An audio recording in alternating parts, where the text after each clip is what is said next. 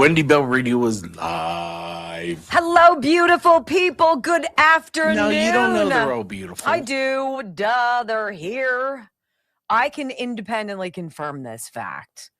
What's going on, everybody? There's nothing going on in the world, seemingly, which means, what the hell is happening? I wish I could just look at the world and be like, whatever. But I am now super suspicious of everybody, everything, every headline, every poll, everything. Brock, you okay, babe? Yeah. Okay. I feel the same way. Up is down, down is up, right is left. Very odd. Very odd. You know, you don't believe people when they do things now that you think they're doing the right thing, but you question it. What's their motive? Why don't they follow through? Why? Can I skeeve you out real fast? Oh, boy. Do you have time to load a video or pull up a video for the wellness company for me? Which one? This is the parasite cleanse. It's in Airtable. So salmon is one of my favorite things to eat. Love salmon. And then the wellness company comes along and totally poos in my mouth with this one. Really? Yes. Did you know that salmon is one of the most popular fish worldwide, but it naturally contains more than 70 parasites? Most are tiny and nearly impossible to see, and they're making their way into the human body. Once inside, parasites can hide for years, while frequently laying eggs before any symptoms appear. Is this the ivermectin one? This is the parasite cleanse. Oh. Okay? This is why many physicians are raising awareness about parasite exposure. Dr. McCullough he's always been on the cutting edge of everything. And it was a while ago that he started doing this parasite cleanse at least once a year as a preventive measure. Well, the wellness company offers a hard to access prescription formula parasite cleanse. It's a USA compounded ivermectin and mebendazole. You've heard about that combination. Ivermectin paralyzes the parasite's nervous system. Mebendazole starves them. You get rid of them. Each capsule contains 25 milligrams of ivermectin, 250 milligrams of mebendazole. Lab tested for quality. You can get a more budget-friendly 45 capsule option that costs $250 less. This is what they're offering you. They're offering you this phenomenal parasite cleanse. twc.health/Wendy. Ew, like really? I'm super upset about this. This is what you love? Yes. I want to go salmon fishing. I like salmon so much. No, I don't like the 70 parasites. twc.health/Wendy. Use my name. You're going to get 10% off. That is just that stop. is gross. I know. Parasite cleanse. Look, if Dr. McCullough is like, yo, this is what I do. I do it once a year. I cleanse. You can cleanse. I think this particular offer is going to give you like 4 cleanses, something like that. Look at that. 2 parasite cleanse cycles. There you go. 45 capsule offer. I'm all itchy now. Yeah, Anywho, right? Like, what's going on inside? I don't know. I feel like I got to go to the vet now. Why, if you have parasites, don't they eat all of the fat inside of your body and make you thinner? That's At what least I'm there looking would be for. some kind of a benefit. I'd be like, salmon truckload. Let's go. That's grody. They could feast for years off of me. Stop. So how's everybody? What is going on? I know. I got something sticking out over here. Oh, it's okay. Hold on. I'm trying to get it out of the way. All right. There we go. So how's everybody? What's going on? You guys killed it. We had like 800 comments yesterday. It was nutty. It was nutty. Without the views, though, it's interesting. Without the views, you're still on the leaderboard, but we slipped to number 7. I was like, We're getting way too close to 10. I know. That's what I was saying. And we need you. Did Alan crunch the numbers to find out? We've had 3 million video views in March already. But the We hit that comments. yesterday. Like, got a comment. The comments are big. Okay, here's the Do poll you trust question for anyone you. anymore? Here's my poll question for you. If you would, not just on the not in the chat, but in the comments section underneath the video box. Do you believe polls? Do you believe polls? I really want to know what you guys think. Yes is number 1. No, number 2. I don't know. Do you believe polls? Are you inclined to believe what they tell you? That's a hard pass. No. Right? Are you inclined to believe what they tell you? Because this whole show today is about optics versus reality. It's about what people who suck tell you versus what they really do. And right? Who didn't love the thumbnail with little Harry on it? Harry Enton, my boyfriend. Hold on, let's zazz it up. You ready? You only got 5 seconds I know. to zazz. All right, I'm zazzing. Zazzing and blotting. Don't try this at home. I am a trained professional. 5, 4, 3, 2, 1. Welcome to your daily dose of facts to fight off the liberal gaslighting. You can be in the middle of a hurricane. You have sanctuary in the city of Chicago. Or you can be on a calm day. North is still north. You could be in a thunderstorm. I am angry. We are not going back. Not ever. North is still north. People can yell at you. The hell with the Supreme Court. We will defy them. North is still north. It doesn't change fundamental things. And in this business, right is still right, even if you stand by yourself. We don't get fooled again. No. Live across the fruited plain and from sea to shining sea, we're converting the Marxist left 1 hour at a time on the Wendy Bell radio program.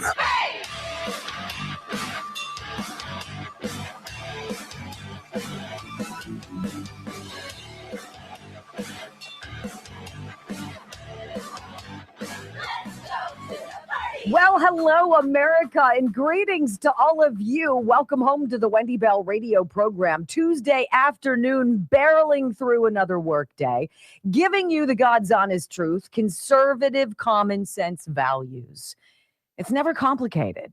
And we've got this agreement that we have with you where we just tell you the truth, and then you can fact check us so you can make the best decisions for you and the people you love. I mean, it's kind of a win-win situation. Where else in your life do you get such a return on your investment? All you have to do is show up, and we will share with you what we think is the most interesting news of the day. WendyBellRadio.com is how you can follow along the live video stream. We encourage you to do that. And thank you for getting our podcast. We are now getting ever closer to 8 million podcast downloads. Love you being here. Thank you, and welcome home.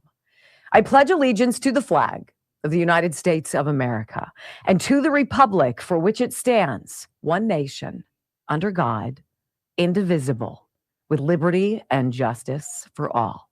Amen.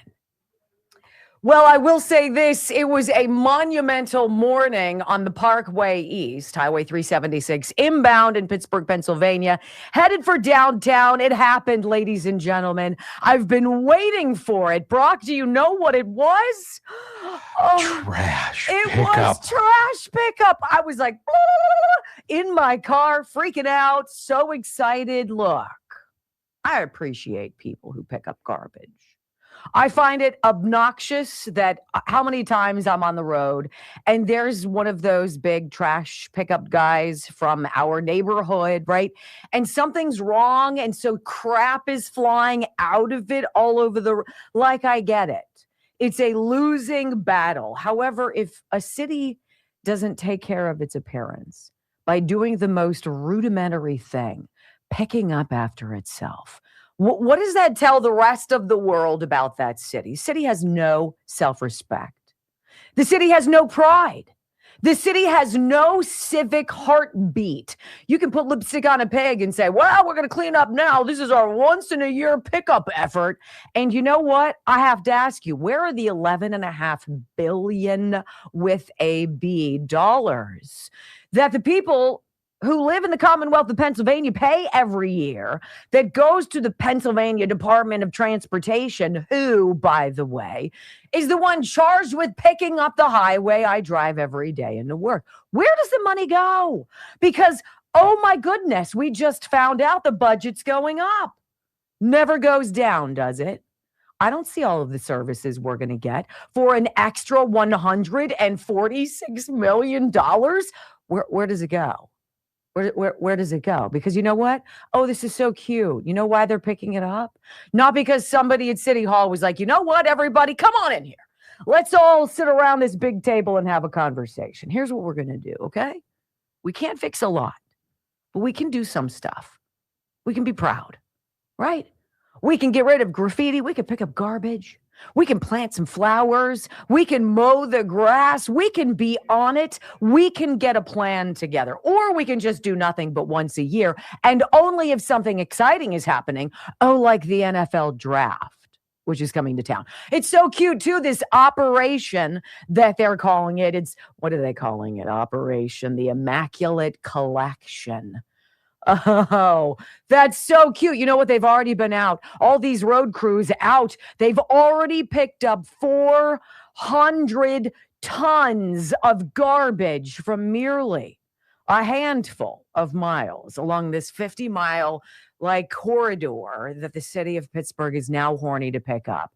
Oh my, we've got 500 to 700,000 people coming into town. Let's pretend that we care at all about what's going on.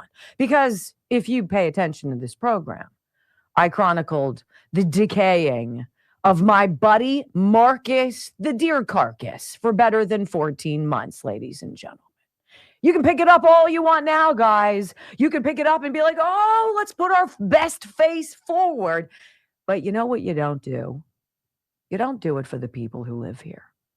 You do it for the bells and whistles. You do it for the cameras. It's no different than California swooping up all of the homeless people around wherever. What did they have in California? They cleared everybody out. It was I don't know if it was the Super Bowl. I don't know what it was. What was it, Brock? They cleaned up all. Wasn't it Xi was coming to San Francisco? Oh, that's right. They closed the streets. China, the head of China was coming to town. And like, quick.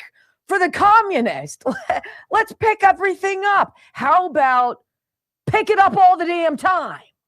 Okay? So I did the math. For every person who pays taxes in my city, we pay $820 a year for garbage to be picked up. I think that's probably better than once a year, don't you think? And I have said this for years. Why don't we do something kind of, I don't know, outside the box?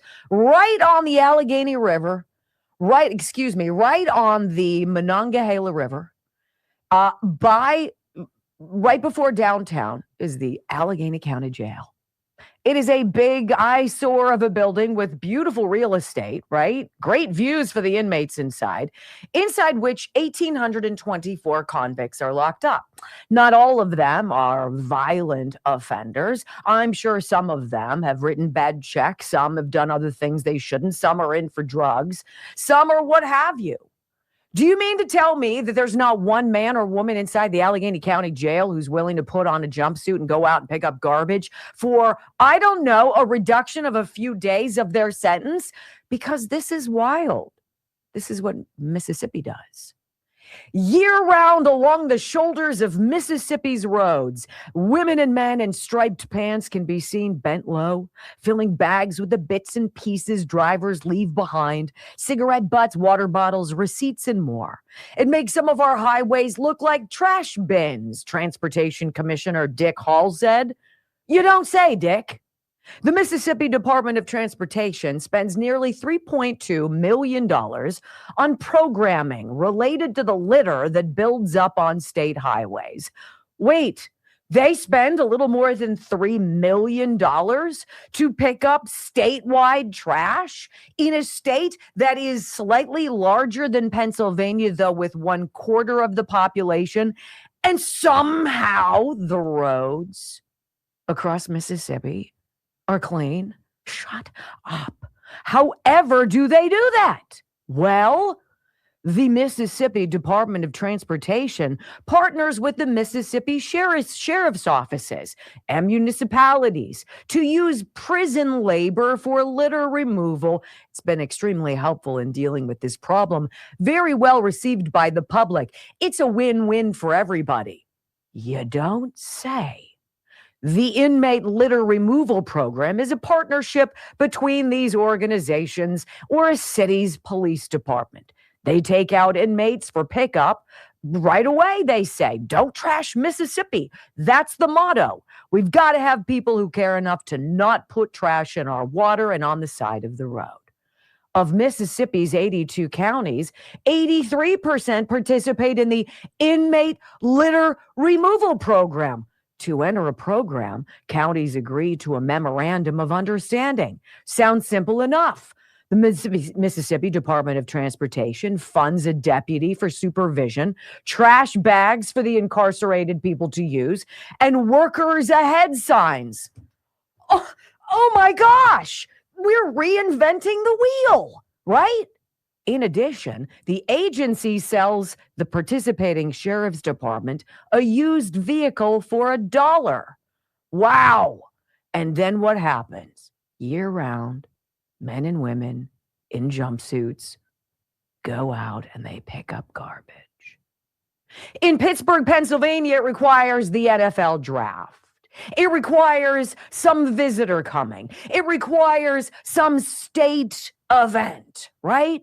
Hurry, let's make it look good. It looks like garbage and squalor and filth and a disgusting eyesore for 300 days a year. But by golly, when we think we're going to pretend to care, we can care like pretend like no other. It pisses me off. Look, why do I have ire for trash? It's so basic. It's not complicated. There are a million ways to do this. Or if you live in a blue hellscape like I do, where our property taxes went up 33% because we have a socialist county executive, it makes me angry. They can't think outside the box. They don't care. They don't care about the people who live here. It's no different than your politicians. Boy, oh boy, do they care about your needs every couple years. Kind of like clockwork, right? Kind of like when the snow thaws and we see all of the filth.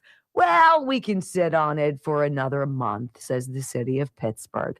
Unless, of course, there's a reason to pretend like you care. Thank you to the NFL draft. Can we do it again next year and maybe every year after that? Thank you. Signed, Pittsburgh. Anyway, I feel much better. You? When we come back on the Wendy Bell radio program, oh, Gavin. I mean, I think Pennsylvania's bad. California, what a crap hole. Why is everybody leaving? Next on the Wendy Bell Radio Network. You could even do it for free. You could do it for free, Brock. Yes. Absolutely. It cost the taxpayers nothing. You know what you do? You get their uniforms sponsored. Oh. Put somebody's name on the back. Wow. Brought to you by Wendy Bell Radio. You could probably pay for all your pickup. Oh my gosh, that is perhaps because people already donate to keep a section of that road clean. Yeah, by the way, the people who are doing that, I'm sorry, but you fail.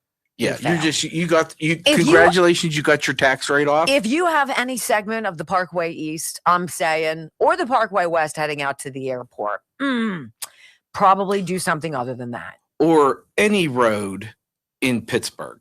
Let's just not say the parkways.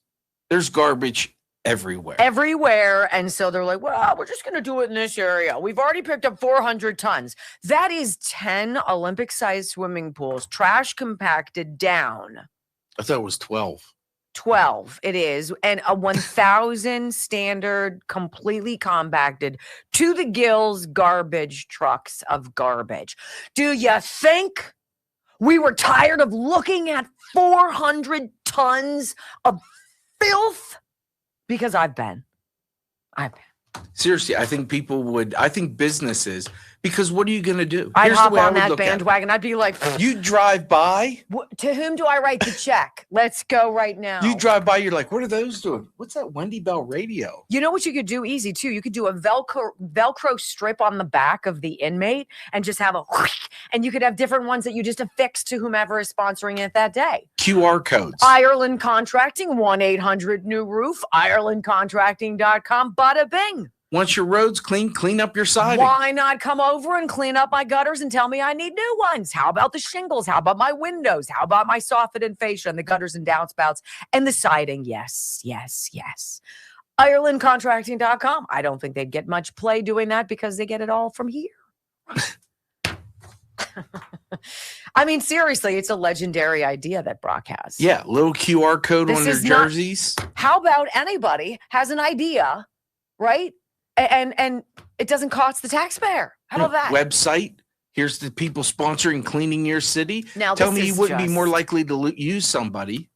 Now, we're having a bit of a conversation here, and it has to be shared with the other public people who are listening to the program. So, dang it, this is far chewier and more interesting than Gavin Newsom and the mass exodus.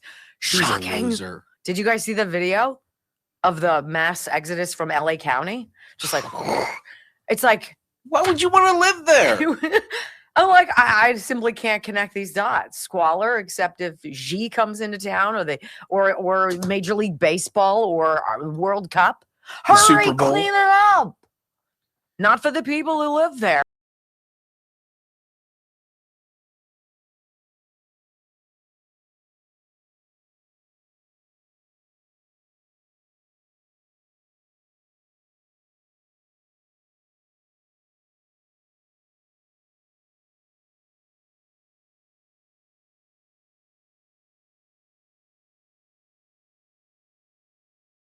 Offices. Why is it always such a disappointment? Welcome back to the Wendy Bell radio program. Look, if you don't live in an environment where the people who apparently run the city or the state, where they actually care about, I don't know, garbage, beautification, self-respect, trash pickup, the homeless, I don't know. If you live in a city that's taken care of, Godspeed. I have a little slice of hatred for you. I'm so jealous because that's not where I live. Brock had a great idea. He's like, look, if you had chain gangs out, you had folks from the Allegheny County Jail out picking up garbage on the side of the road, you didn't have to pay a dime for it. You could sponsor them. Brock, give it. You got to drop it. It's a great idea. You Yeah, deserve I it. would just put for this sake on all their jumpsuits. Yeah. Put the Wendy Bell Radio logo on it. Sponsored by Wendy Bell Radio. And then Bing. you can go to a website Right. with QR codes You know- and just nice and easy. And there you go. You have somebody who wants to have a bunch of people with their name on them picking up garbage. Everybody sees that. They're like, you know what? I like a company that's interested in picking up garbage. I'm going to call that company. Well, if that's me, I'm going to write a check and be like, yeah, hell yeah, I'll give you $1,000 for a day picking up garbage. Here you go. All of that money could go in some kind of a coffer if we could actually rely on it going to that place. Right. Not the general fund. Correct. But maybe a fund to keep things clean in the future. Or wait a second, I'm going to blow your mind here. Stop it. Maybe all those funds go to snow removal and they figure out a way to buy more Actually salt do and not it. run out. Holy cow. I'm telling you what. We should just run for president of Pittsburgh. This is the tip of the iceberg thinking, right? I mean, honest to goodness. It's obnoxious the way we're handling it, but the problem is obnoxious. And then if you don't take care of it and you just lie cycle after cycle after cycle, enough people catch on to your sock that they don't want to be there anymore. Shocking new numbers show more people have fled California than previously known, right? What did we think? Maybe 40,000 people, 50,000? What is it? Under Governor Gavin Newsom, so says the Gateway Pundit. California has been losing population for the first time in history. This has been known for a few years now. What we did not know until now is just how bad the numbers really are. According to newly available data, that's a euphemism for stuff that they didn't want us to know. The situation is worse than anyone realized. Tens of thousands of residents are fleeing Los Angeles County alone, raising fresh questions about the region's future as economic pressures mount. Now, you could be fleeing what? High taxes?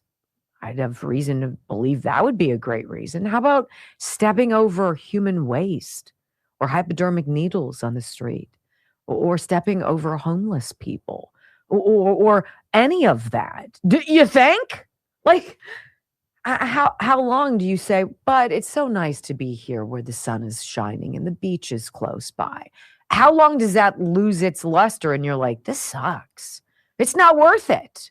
The region recorded, Los Angeles County, the largest population drop of any region in the nation between July of 2024 and July of 2025, according to newly released estimates from the U.S. Census Bureau, which is intriguing because James Comer said yesterday, what did he say, Brock? It was a big thing as House Oversight. He's like, look, we got boned during the last census, Republicans did. Yeah, they would have gained how many seats in Florida? They would have lost seats in California. And he says, Comer said yesterday, sort of like as an addendum to something else he was talking about, that there are at least 5 Republican seats that we lost in California. And now you've got this whole gerrymandering Proposition 50 ridiculosity where the people of California who were pleased with the independent nonpartisan commission that established where the parameters and boundaries of different congressional districts were. And Gavin Newsom's like, screw it. No, we don't like that. We're going to do something else. And all of a sudden, a bunch of people showed up to vote to pass this ridiculously gerrymandered new map where there literally is 0 Republican representation and we'll lose more seats in the House. See, this story is going to bubble up later on in the program. But suffice to say, the writing is on the wall, whether it's a city like mine, Pittsburgh, where the garbage is simply suffocating, the roads suck, the snow removal is abysmal, and yet the taxes keep going up, where we don't have a police force from 3 to 7 a.m. in the city of Pittsburgh. So if somebody breaks into your house, rapes you, robs you, murders you, well, don't even bother calling because there's nobody to answer the call. Or you're in LA County where somehow they've got the largest spike in hospice providers for a county that is shrinking faster than any other county in the country. Make it make sense. But today, the story is Trump is really sucking wind. Nobody likes this guy. Nobody likes what he's doing. They don't like what he did in Iran. They don't like the economy. They think he's a jerk. He's underwater. Oh my gosh, we're going to lose everything. Do you believe it? Because I don't. No way, no shape, no how. And I got the goods for you to maybe go, When we come back on the Wendy Bell radio program, let's talk about this new Harvard Caps Harris poll. Man, I'll tell you what, not a good day to be Donald Trump. Or is it? Next on the Wendy Bell Radio Network.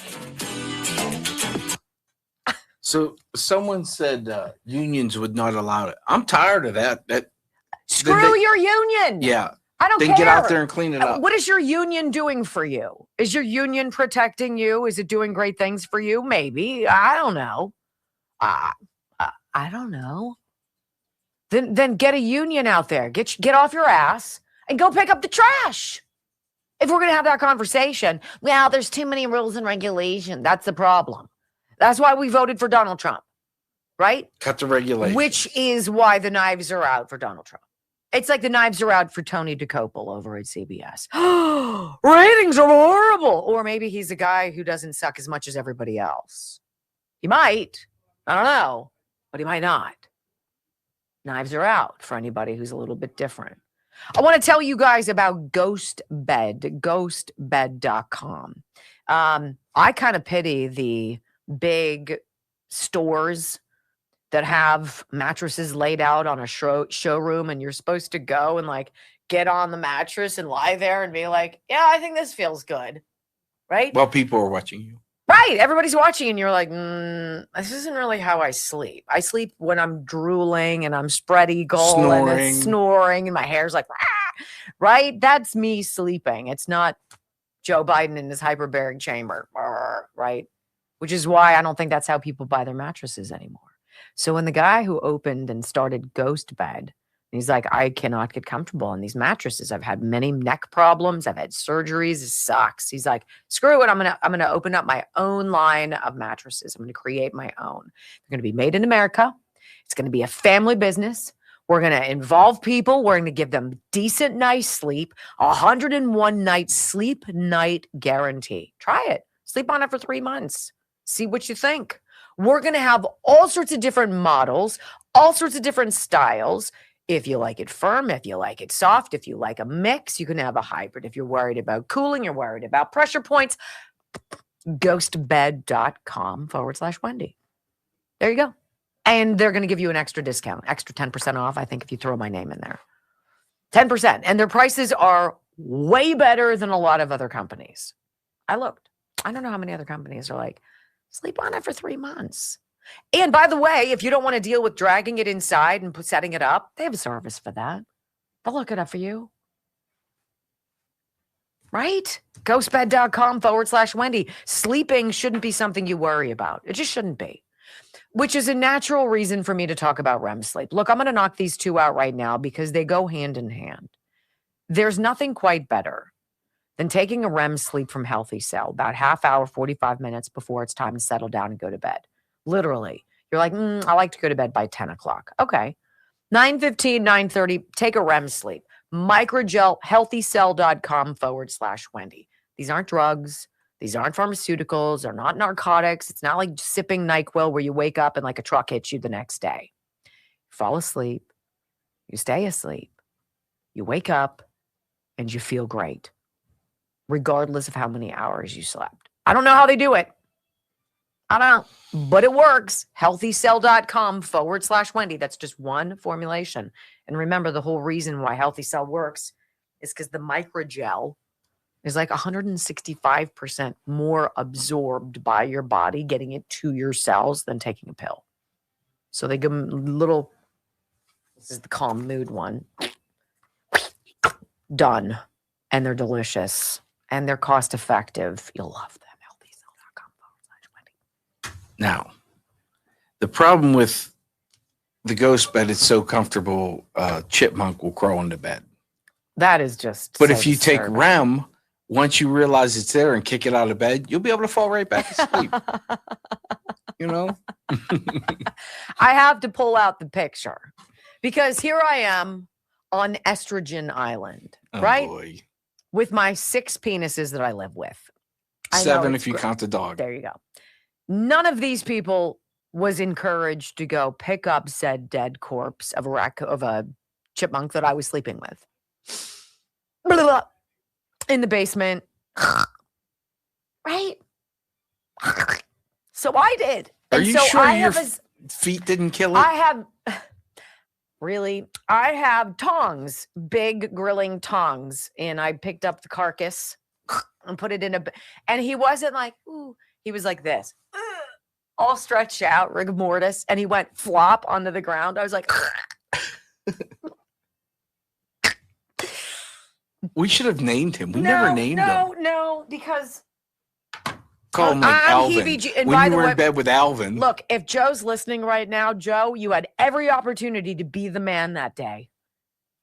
Every opportunity, and you're like, I'm not picking it up. Really? Your bride was sleeping with it. Joe didn't kill it.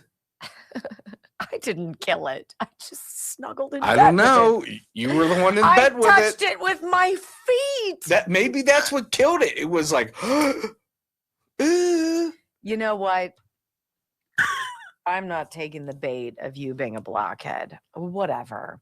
I like how men get blamed for everything. I know. Well, I love that you laugh every time there's a marriage joke for Bad Joke Friday. So, well. They're sometimes not funny because they're true. All right, so let's listen carefully to this poll because they are super, super down with you thinking, man, this world is just, it's terrible. Poor chipmunk.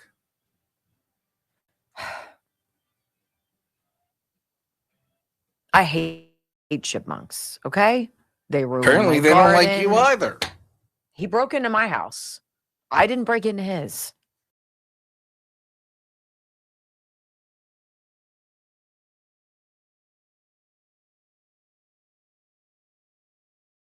Program. All right, so I don't have the whole trash thing off my mind. It's going to percolate, but we need to move on to this new poll.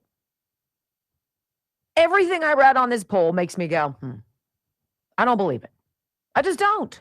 Look, how many of you, honestly, if you're listening live right now, you're watching in the live video stream, I want to know, have you ever been polled? Have you ever gotten a phone call? Bring, hey, we've got this poll that we're doing and we'd love for you to be a part of it. I've never once been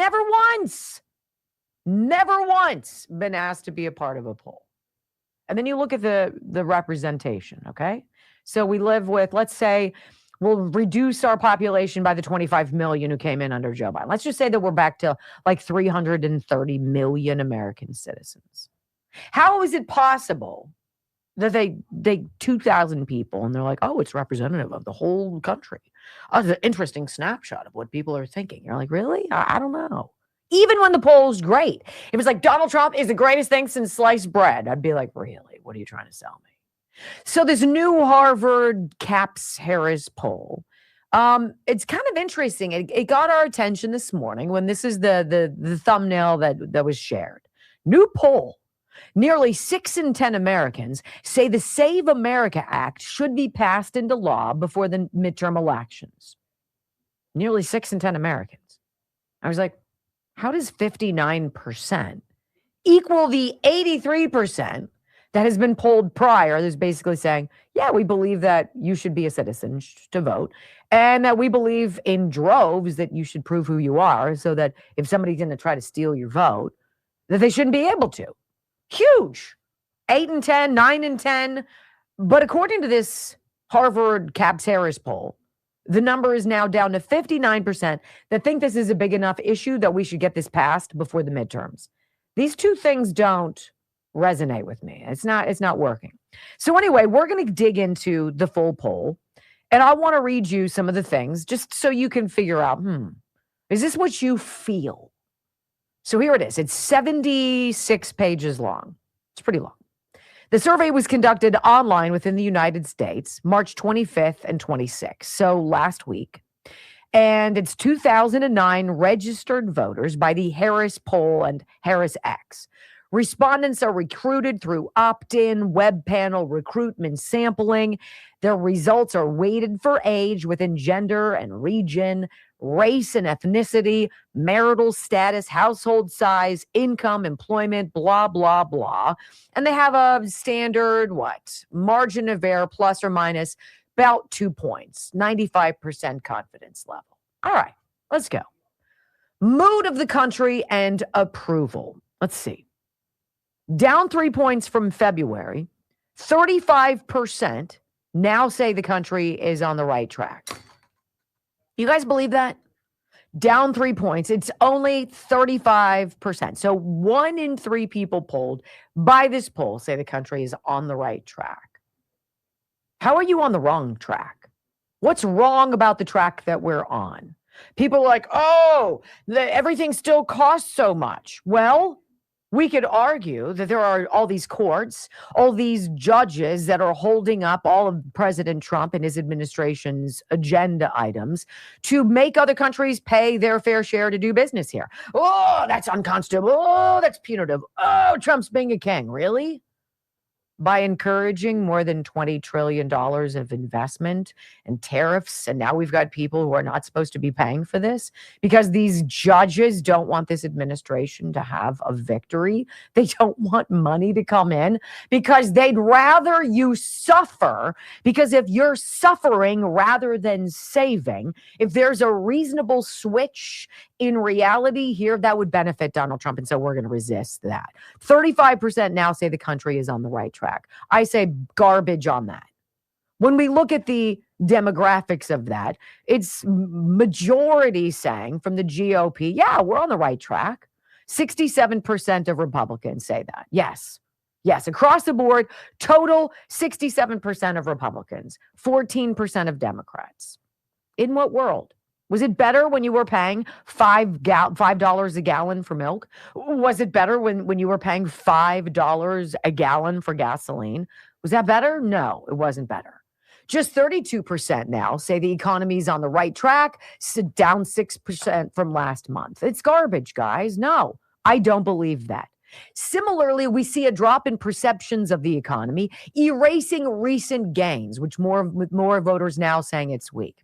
Please. Now, let's say this. How many of you think your financial situation is improving? 3 in 10 say my financial situation is improving. Okay. All right. Well, let's move along to Trump's approval. This president has blown the lid with Doge at the very beginning, and now with some other people like Nick Shirley, Dr. Oz, and other folks ferreting out fraud and waste and abuse and corruption, and you and I are paying for it and all of that. People don't like that? Apparently not. His approval is dropped to 43%, with notable decreases among the GOP. You believe that? And among the youngest voters, 18 to 24%. So 18 to 24-year-olds, only 38% like what this president is doing. And decreases now, 3% decrease among the Republican Party. You guys believe that? The conservatives out there? No, I really don't like what this president is doing. Taking out that state sponsor, biggest state sponsor of terror, blasting into the middle of next week, next year, 50 years from now, Iran. I don't believe that. I don't believe that the Republican Party is decreasing its support of this president, period. This Harvard Caps Harris poll says Trump's approval decline is matched by drops across all key issues, including especially the economy and inflation. People don't like what's happening. You know what? It doesn't happen overnight, ladies and gentlemen. It's not going to happen overnight. What Joe Biden did, shutting off the Keystone XL pipeline, draining the Strategic Petroleum Reserve to sell it to China, right? All this other stuff. You and I are going to feel the effects of this until the Fed gets its head out of its butt and we actually can do what we need to do and these judges get out of the way.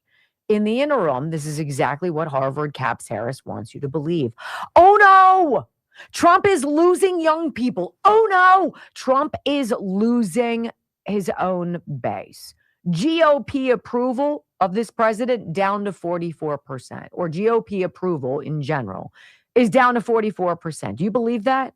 That most people out there, 44% approve of what the GOP is doing, and 43% approve of what the Democrats are doing. I don't believe that.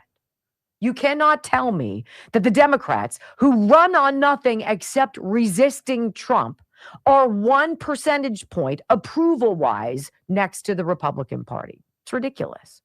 In no world is that real. How about congressional approval? How many of you approve of the job Congress is doing, regardless of politics, regardless of your party? 30%? You think 30% approve of what Congress is doing? I say no way. Absolutely not. The U.S. military, the police, the FBI, the Supreme Court, the CDC, the most popular institutions tested. The U.S. military, the police, and the FBI. And yet we've got this huge resistance to ICE. How do those two things reconcile themselves? They don't. Economic issues remain top of mind. Always. It's about money. It's always been about money. If you don't feel like you have enough, you're going to be very dour about most things. What would you say are the most important issues facing the country today? Price increases, inflation, and affordability, 32%. Economy and jobs, 30%. All the way down at the bottom. All of the things that they've told us about. Women's rights, abortion, guns.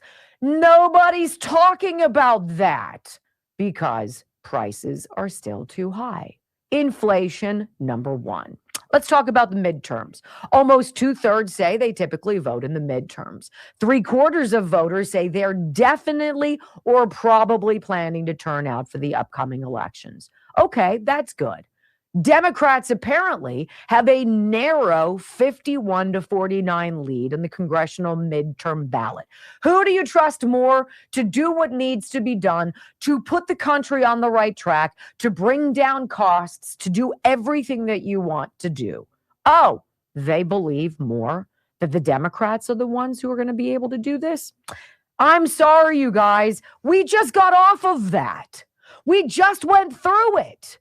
It doesn't work. There are no plans. There are no candidates. There are no saving you money agenda items on the left because they're frantic. USAID has been stopped, right? Act Blue has stopped. Where else are they getting their money, ladies and gentlemen? This poll is meant to do one thing, and it's to plant a seed that my, people were very hopeful about this president, the one man who could stop the deep state in his tracks, the one guy for whom I'm going to say at least 80 million of us voted for, who has delivered on everything he has set out to do. And yet you and I are told people don't like it. Really? Harry Enton says you don't like what this president is doing. Are you ready for this? Here he goes. He says Trump is in the toilet. At this point, I don't even know if he should show up for work anymore. Oh, Harry. Costs. Take a look here. Take a look at Donald Trump's overall net approval rating. This is the lowest of his term, the lowest of his second term. We're talking about minus 17 points, 17 points underwater. And unlike in Donald Trump's first term, in which he was negative basically throughout his entire term, Trump actually started off in positive territory here in his second term, but now he's at the lowest point of his second term. But there's an even bigger comparison to be made, okay? So obviously Trump was elected once back in 2016, then he took a 4-year break, and then, of course, he's serving his second term, and it's his second presidency. So I went back and I looked at all of the presidents at this point in a presidency, all of them at this point in a presidency, and guess what? Donald Trump is the lowest ever at this point in a presidency, lower than Joe Biden, lower than Jimmy Carter, lower than Ronald Reagan. He's lower than all of them at this point in a presidency. You know, you can make any sort of swimming comparison you want. Maybe you want to make a comparison with a diver like Greg Louganis. Maybe you want to make a swimming comparison, Michael Phelps. Maybe if you're me, like an old Jewish soul, you want to make a comparison with Mark Spitz. Either way, he is very much. Oh, he's in the water. He's drowning. Throw him a life jacket. No, you guys, please. Does that sound even remotely true to you? Everybody hates what this dude is doing, not even close. When we come back on the Wendy Bell radio program, just look at his cabinet. Marco Rubio eviscerates just by telling the truth. George Stephanopoulos, the little angry ape that he is, and it's a thing of beauty. Next on the Wendy Bell Radio Network. Give me a break. So Harry Enton is going to try to seal it. I don't know who puts out the puppeteer talking points. I don't know if it's Obama. I don't know who it is. Somebody's out there saying, you guys, we need some kind of way to deflate this president and what he's doing. Hurry. So Harry goes out and he does his aggregate of polls. So he looks at all of the polls within the last X number of days, and all of them are saying the same thing. Trump is in the toilet. Who out there is bitching about Donald Trump? You guys upset about what are you hearing? I don't hear people talking about it at all, let alone saying they can't stand what he's doing. Sounds to me like they're about to get clobbered. They're going to get clobbered. Well, and they need to grease the skids a little bit. Here's my, just because you don't like Donald Trump doesn't mean you're going to like. How many years until Donald Trump did we all vote for the lesser of two evils? How about this? Here's a question. Do you think Democrats should oppose everything that Trump is doing, or should they take more of a wait and see attitude towards his actions? 45% say oppose everything he's doing. That's just stupid. You're kidding me. That's the dumbest thing ever. That just tells me the only people they polled were liberals. How about this? However, lowering drug costs, deporting criminal illegal immigrants, and cutting government waste are the most popular policies tested. Who's been doing that, Brock? That would be Donald Trump. Oh, wait a minute. But Donald Trump's underwater. Nobody likes what he's doing. Water. Nobody. All of them. I looked at all of them. He's underwater. He's under Greg Louganis, Mark Spitz. What? What are you talking about, Harry?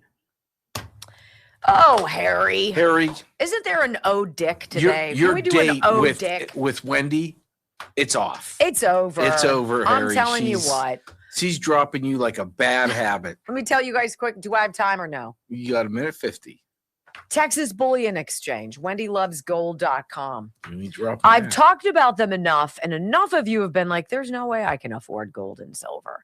And then you hear me talk about their IRAs backed in gold and silver, and you're like, well, I have an IRA. What if instead of this other stuff, I was getting gold and silver and platinum and palladium? And you're like, well, maybe I'll just go online and I'll get something from them. Yeah, you know what you get? You get this.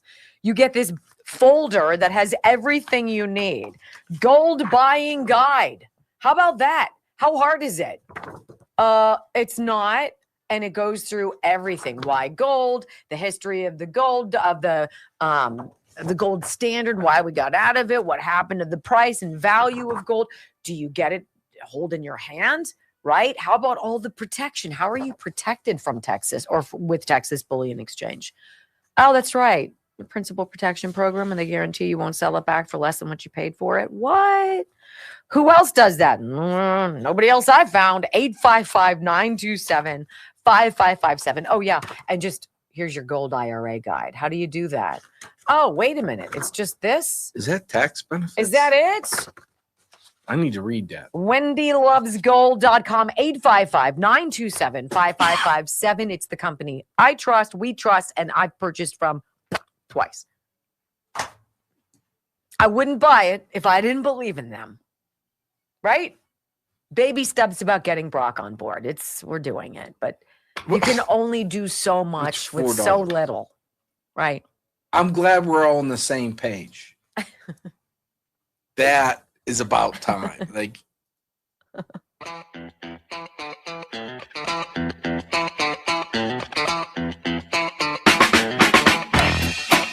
I love it. Brock's got me out of my fussy trash zone. Welcome back to the Wendy Bell radio program. I'm just going to read you this one line, and then you can do what you will. Okay, so this poll, Harry Enton, his aggregate of polls. Oh my gosh, Trump's in the toilet. Nobody likes what he's doing. He's got lowering drug costs, deporting criminal illegal immigrants, and cutting government waste are the most popular policies tested.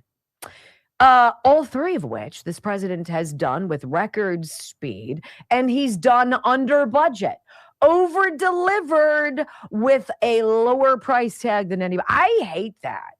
I hate that. I hate Trump. Right. Got it. Okay. Let's move on to this. There's nothing that makes me happier on a Tuesday than seeing little Ipe George Stephanopoulos, Trump hating, right? Never Trumper, triggered George Stephanopoulos be put in his place, right? And so here is what he says to Marco Rubio. He wants to say, is this war going to last forever? And we've heard from the president that he's talking to people in Iran who sound reasonable and are willing to make a deal that might not require the complete obliteration of Karg Island and everything about their infrastructure in Iran? Who is that? Says George Stephanopoulos to our illustrious Secretary of State. And the answer is brilliant. Enjoy. You call them lunatics, but the president just had this post where he says we're in discussions with a new and more reasonable regime. Let me try to pin you down on that. Who is this new and more reasonable regime? Is the United States in direct contact with them? Well, I'm not going to disclose to you who those people are because it probably would get them in trouble with some other groups of people inside of Iran. Look, there's some fractures going on there internally.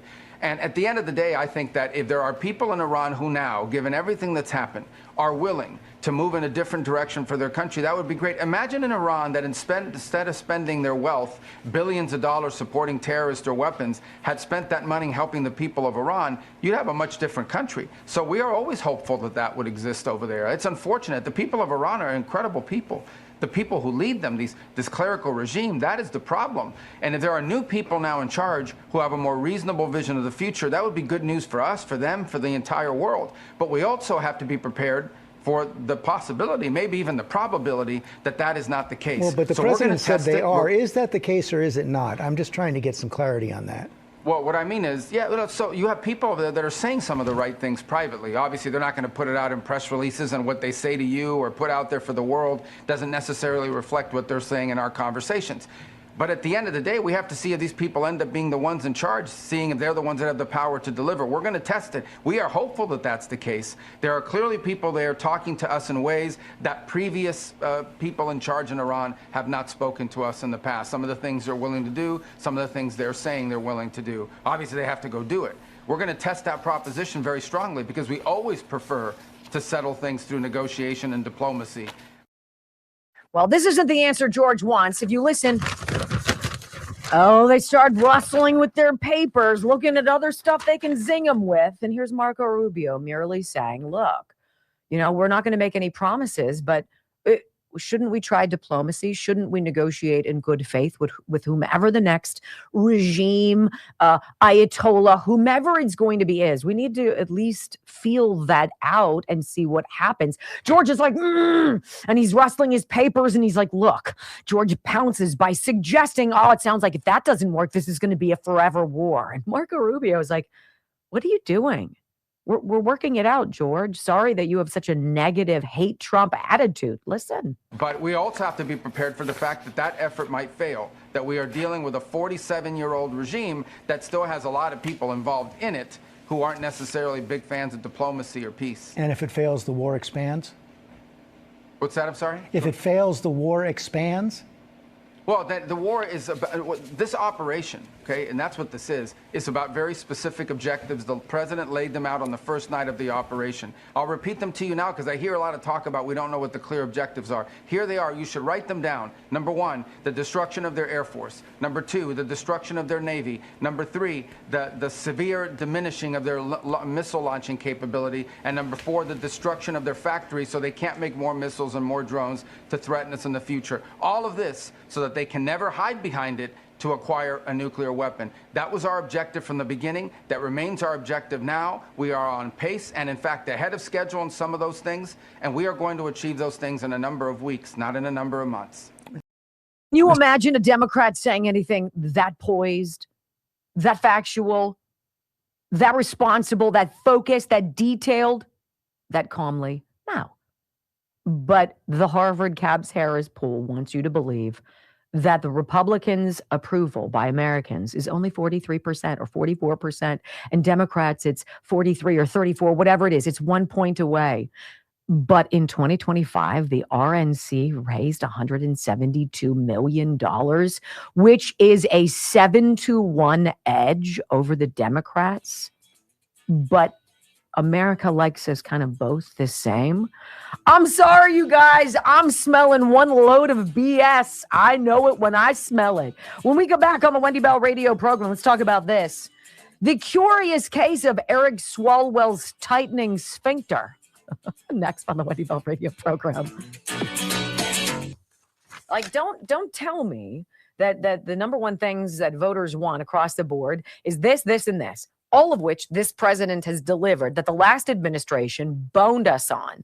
Don't tell me that we want this, this, and this, that this administration is delivering, but that nobody likes what Trump is doing. He's awful. He's in the toilet. Don't tell me that we like this, this, and this, and that nobody likes Trump, but we're raising money hand over fist, and the Democrat Party has to take out a loan to cover its obligations. Really?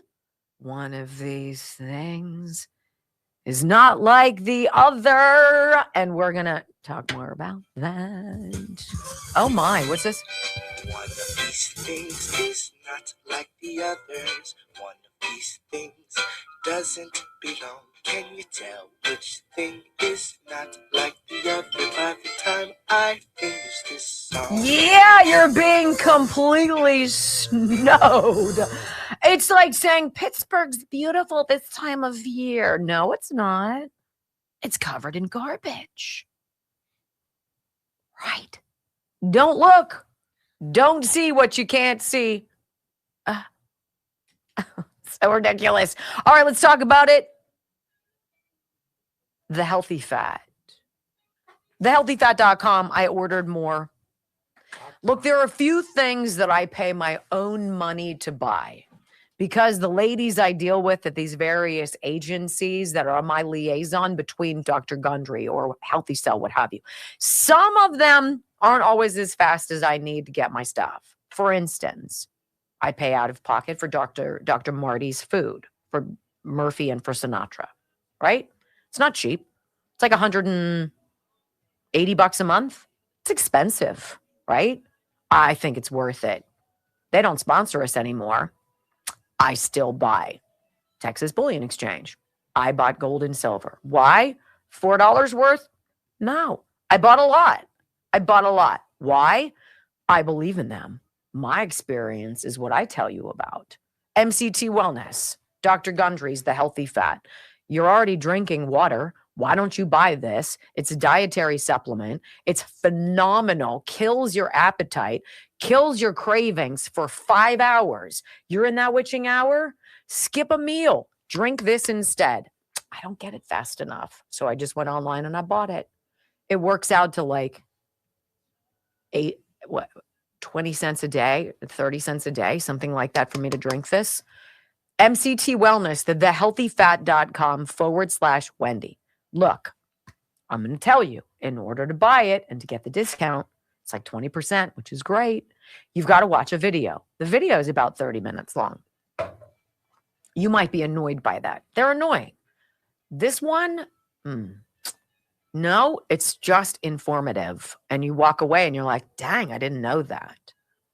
Thehealthyfat.com/Wendy. I strongly encourage you to watch the video, even if you don't buy the drink, and you should buy the drink. I don't know why you wouldn't buy the drink. The drink is delicious. And so it should be arriving soon. I lost my shoe. That's why I was looking, Brock. And then we had some yokel. We had some yokel in the hallway screaming at the top of his lungs, and he wasn't. I'm sensitive to it because my microphone picks up everything. You look at me, and it's like womp, womp, womp. And he was blabbering, so I had a hard time through that one. Well, they're working on our internet. Look, biatches. So hopefully within the next week, I'm hoping we'll have fiber optics, which. So how about this? This is super cute. So Dave, who owns the station that we're on in Cumberland, Maryland, just started taking the third hour of our show. He was taking us like 2 hours, but the third hour, I think he takes us from 6 to 8. But 8 to 9, he had something else. And that something else isn't coming along anymore. So he's like, I'm going to take 3 hours. And then he told me about this little boy. Let's see. A pizza shop? Yes. And he sent me. So this little boy is 11 years old. His name is Noah Lutz. Noah Lutz. And his dad owns a restaurant in Maryland, apparently called Bella Napoli. Bella Napoli. And little Noah is a big fan of our show. Ooh. And so Noah Thank you, sweetie. Does Noah watch on Rumble? He does. Noah. Does Noah Rumble? I don't know. Question. I don't know. I know that he makes his dad turn it on and he listens and watches. So Noah, you're never too young to be a boyfriend. Whoa. It's good, clean love. I'm good, clean Well, love. you have room now because Harry's gone. Exactly right. Exactly. You know, I make room. Taking applications. I make room for those who are deserving. Yes. And Noah Lutz, you are deserving. Welcome. And that's where? Cumberland, Maryland? Yes. What's the business again? Bella Napoli or Napoli. Let me see. I'm going to plug it in. Bella. Oh, if anybody's near there and wants to go have supper. Yeah. He works on Wednesdays. He actually works Wednesdays at this restaurant with his dad, I guess. Isn't that cute? So, yeah. Bella Napoli. It's 4.7. Cumberland, Maryland. It opens tomorrow at 11 a.m. I guess for some reason it's closed right now. But if you have a chance to go and say hi to Noah and say, Wendy Bell Radio sent me to buy a pie. I love new places to go, especially when they're our kind of people. So there you go. Shameless. Shameless plug for my new boyfriend, Noah. Thanks, babe. You have very good taste. You and the chipmunk. Very good taste. And if you missed that, go back. Oh. All right, I'll play an open so Noah knows it's something he can agree with. My boy. Yeah. My boy. Love me some Noah.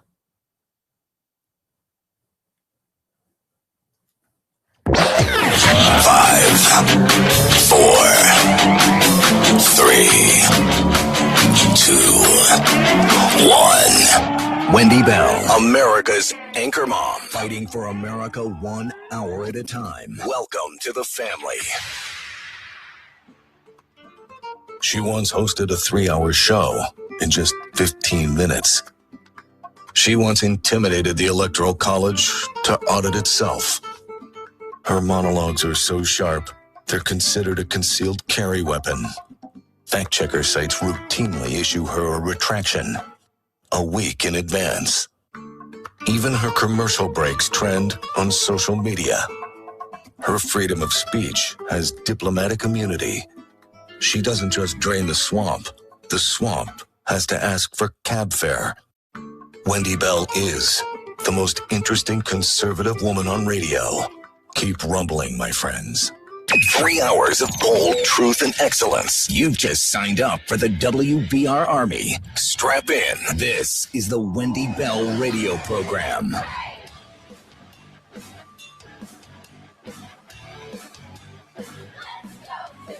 Welcome back. Hour number 2 of the Wendy Bell radio program is live. You know, I'm not one who's big on expecting bells and whistles, fanfare, ticker tape parades when somebody who's a bad person gets caught and gets accused and gets punished, because we don't see that.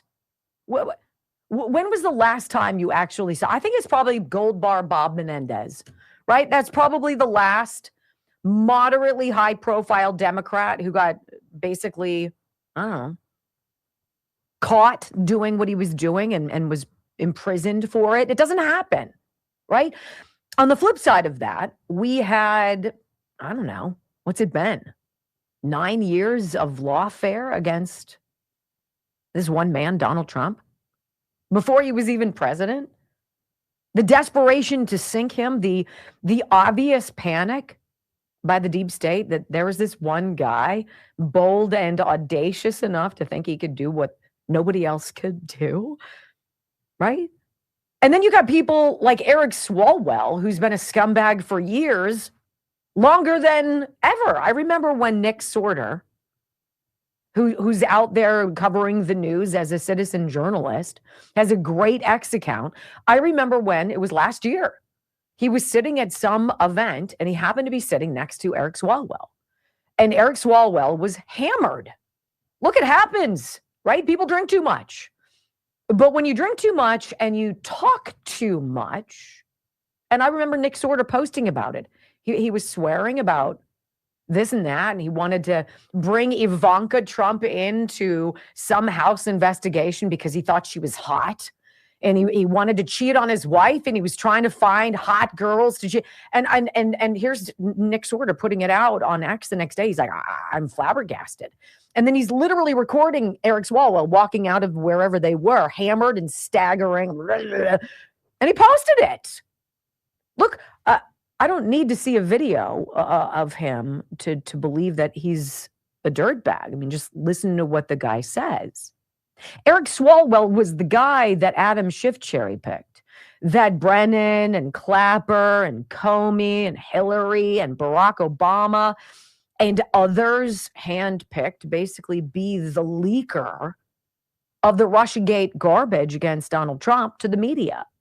And they needed somebody who could help expedite the process. And who did they call? Eric Swalwell. It's known, and there are affidavits out there and declassified things that have been redacted that show Eric Swalwell was the guy they picked. So you can't get information on Donald Trump without wiretapping him. You wiretap him, can't get anything, so you make up a fake story. You make up people and put people in Donald Trump's path to create this storyline that Trump is some Russian asset, right? And then when it doesn't work out, what do you have? Well, if you're Eric Swalwell, you've got allegations of mortgage fraud. And you've got Kash Patel now as the director of the FBI saying he's going to release the investigative files about Eric Swalwell sleeping with a Chinese spy, a honeypot, somebody who was put out there, Chinese woman, right? A member of the Communist Chinese Party whose job is to report back to China, sleeping with Eric Swalwell, who was on all of these House Intelligence Committee, all this other stuff. I mean, you don't think that he was completely compromised. Of course he was. So he swears, and he called this really weird impromptu press event standing outside some federal building in San Francisco yesterday, where he's promising everybody, look, that investigation into me sleeping with the spy, it's closed. I didn't do anything wrong at all. It's so weird. Eric Swalwell, of course, fancies himself governor material for the state of California. I mean, and it could be, judging by what they've gotten from Gavin Newsom. It's not like it would be a stretch to have somebody as gross as Eric Swalwell as governor. But I want you to hear something because it's very bizarre. California candidate for governor Eric Swalwell insisted, quote, the case is closed at an abrupt news conference as FBI Director Kash Patel threatens to release investigative files about a suspected Chinese spy who infiltrated his office. Look, we can say alleged, suspected, all of this nice, soft, walk around the reality words. Everybody knows what happened. This case is closed, the Bureau said, Eric Swalwell reported yesterday, over 10 years ago. All we did was help. Only a swamp creature could become the victim of his own bad decision-making and criminality. Just like this. Let's listen in as Eric Swalwell yesterday, desperate for you to believe he never did anything wrong. The Bureau said over 10 years ago, all we did was help. But this effort to weaponize the FBI against the president's political enemy at a time that we are at war shows a distraction. It shows an obsession with going after the president's political opponents. And it also shows anyone anywhere who would ever be asked to help their government, why would you do this if it would be perverted in a way to make you look like you did something wrong? So as you heard there, Reed Swalwell denies any wrongdoing in this case, but some of his supporters and other Democrats that we've heard from are expressing some concern about this. Even though the initial investigation did not result in any charges against Slawel, there are people who are concerned that releasing any kind of potentially damaging information that was part of the investigation, part of the documents that were gathered as part of this investigation, could be damaging to Slawel, as he is obviously a vocal opponent of President Donald Trump, and he is also running to be governor of California. Now, this is so interesting because Eric Swalwell says he's a victim of the weaponization of the FBI against him by Donald Trump. Really? Do you think Trump has anything to do with this? This is the same FBI that under Joe Biden and Merrick Garland, with a shoot to, lethal force order, if need be, invaded Mar-a-Lago for what again? And Eric Swalwell wants to say he's a victim of weaponizing. That's curious. Let's flash back now, shall we?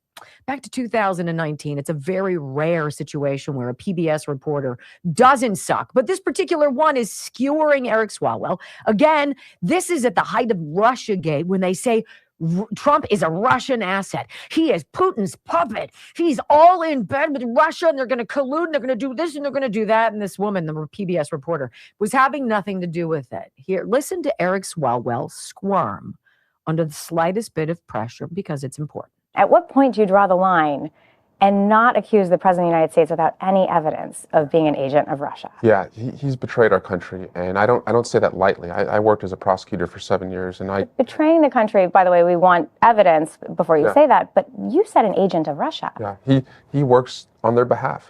Since he met with Vladimir Putin in Helsinki in July, where he took the interpreter's notes, hasn't told any U.S. official what they discussed.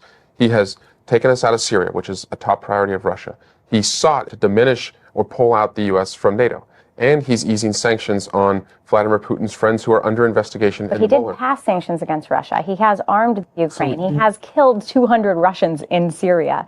I mean, those aren't the actions of an agent of Russia either. He signed, I think, begrudgingly sanctions against Russia after Congress and people expressed concern, and he got backed into it. But as soon as he could, he has pulled those away.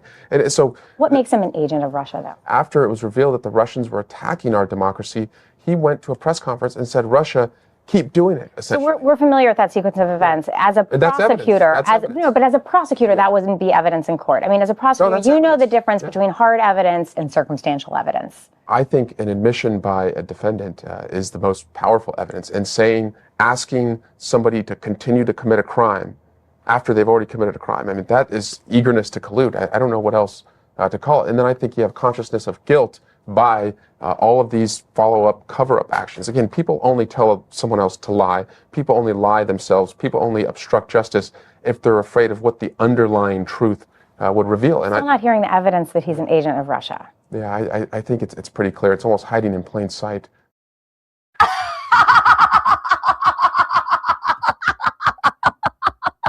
I think it's pretty clear. I think you've completely dismantled me, and I'm now standing here veritably naked, completely exposed for being the scumbag liar that I am. The leaker who Adam Schiff, who is filthy as all get out, who picked me. This Eric Swalwell says, I've been lying to you about Donald Trump, and you're calling me out on it. How dare you? And then when she finally says, I still don't see any evidence that he's an agent of, well, I mean, it's so obvious. It's hiding in plain sight. You know who else has said that? Jamie Raskin. Scumbag, guys. So there you go, ladies and gentlemen. Eric Swalwell. People who lie usually are lying because they're worried about what kind of criminality they're already committing is going to be exposed. You don't say. It's almost like calling an impromptu and very awkward press conference to tell everybody, I didn't do anything wrong. I mean, yeah, I banged her, but it wasn't that big of a deal. I only told a little bit. Next on the Wendy Bell radio program, my friends. Got to talk about the Dems' 2028 strategy.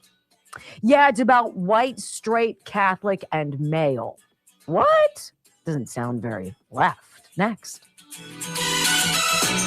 I love that. I'm still not seeing where you're showing me that proof that he's an agent of it's hiding in plain sight.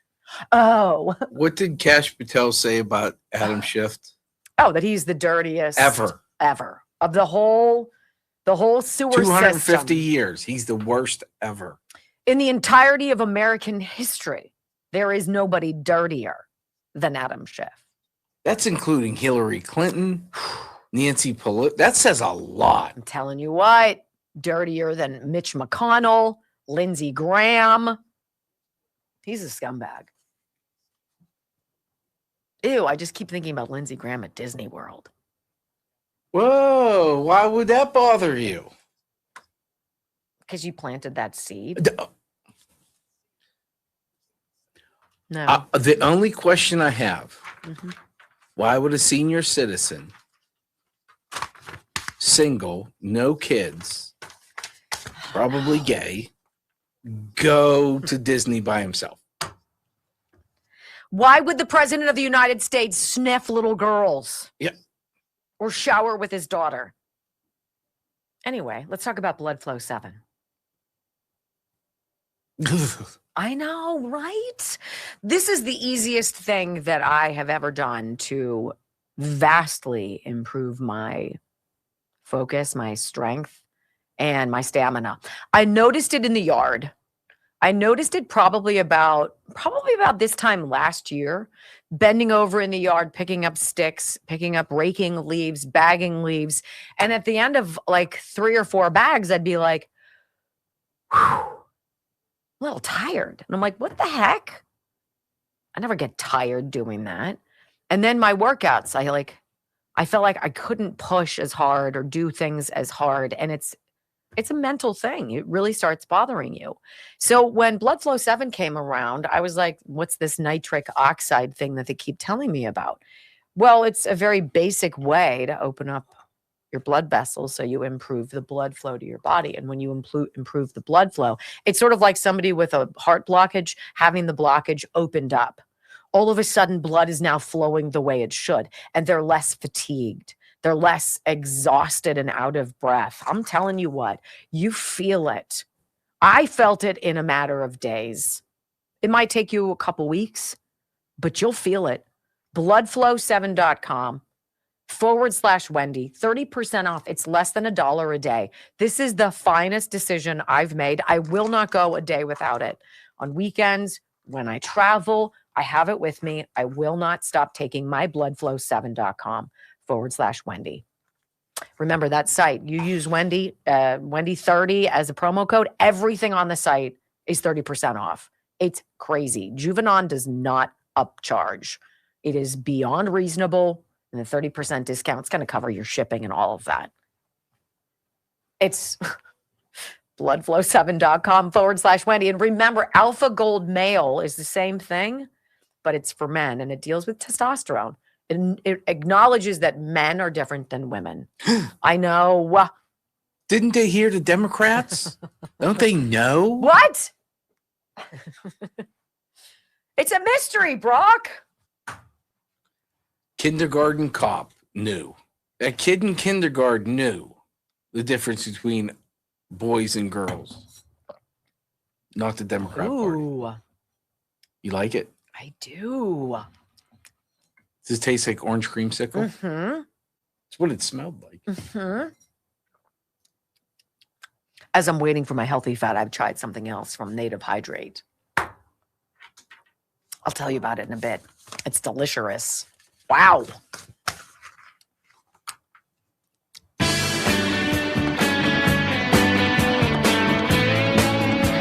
Welcome back to the Wendy Bell Radio program, my friends.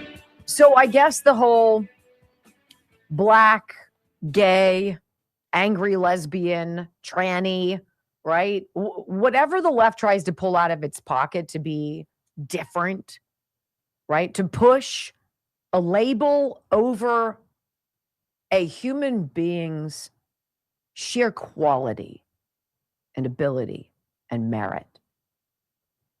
It hasn't worked. Shocker. It got us Barack Obama.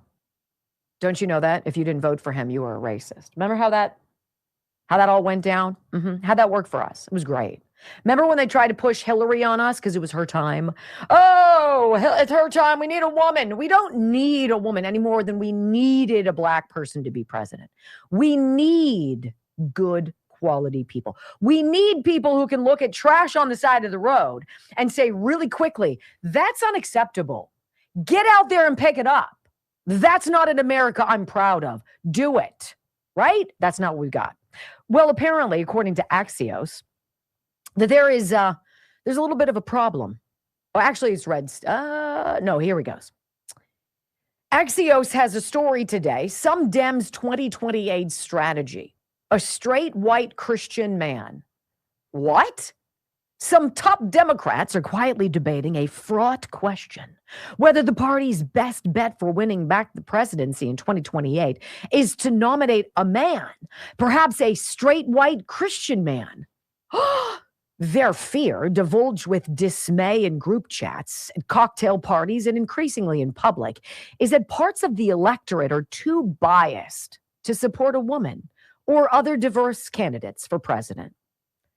Is it that you guys are biased, or that the Democrat Party just has low-quality candidates? And they try to put lipstick on the pig and say, oh, they have breasts and ovaries. We don't know what those are when it comes to the Supreme Court, but we should totally go for that. That's new. How about let's get somebody who's talented, somebody who's smart, somebody who's not corrupt. Jesse Waters absolutely annihilates that woman, Jessica Tarlov. And he's talking about, you do realize, Jessica, she was arguing that, well, we need more diversity. And he's like, look, you know what? It isn't really working for the Democrat Party. You do realize the two elections the Democrats rigged. I mean, this is risque, right? The two elections the Democrats rigged, and he's considering basically 2016 and 2024. He's glossing over 2020. He's like, had women, Jessica. And it looks like it's time for the white, straight Christian male to make a resurrection. Let's go. Well, it's funny, the two ones they rigged, it was a woman, it was a nominee. So maybe they should just stop the rigging and let the straight white men handle it. Right, Jessica? Just kidding. I'm going to say this as delicately as possible, because this is a segment filled with minefields for someone like me. You guys should just run a gay Jew. Amen. Amen, brother. It's funny that way. You should just lead with funny.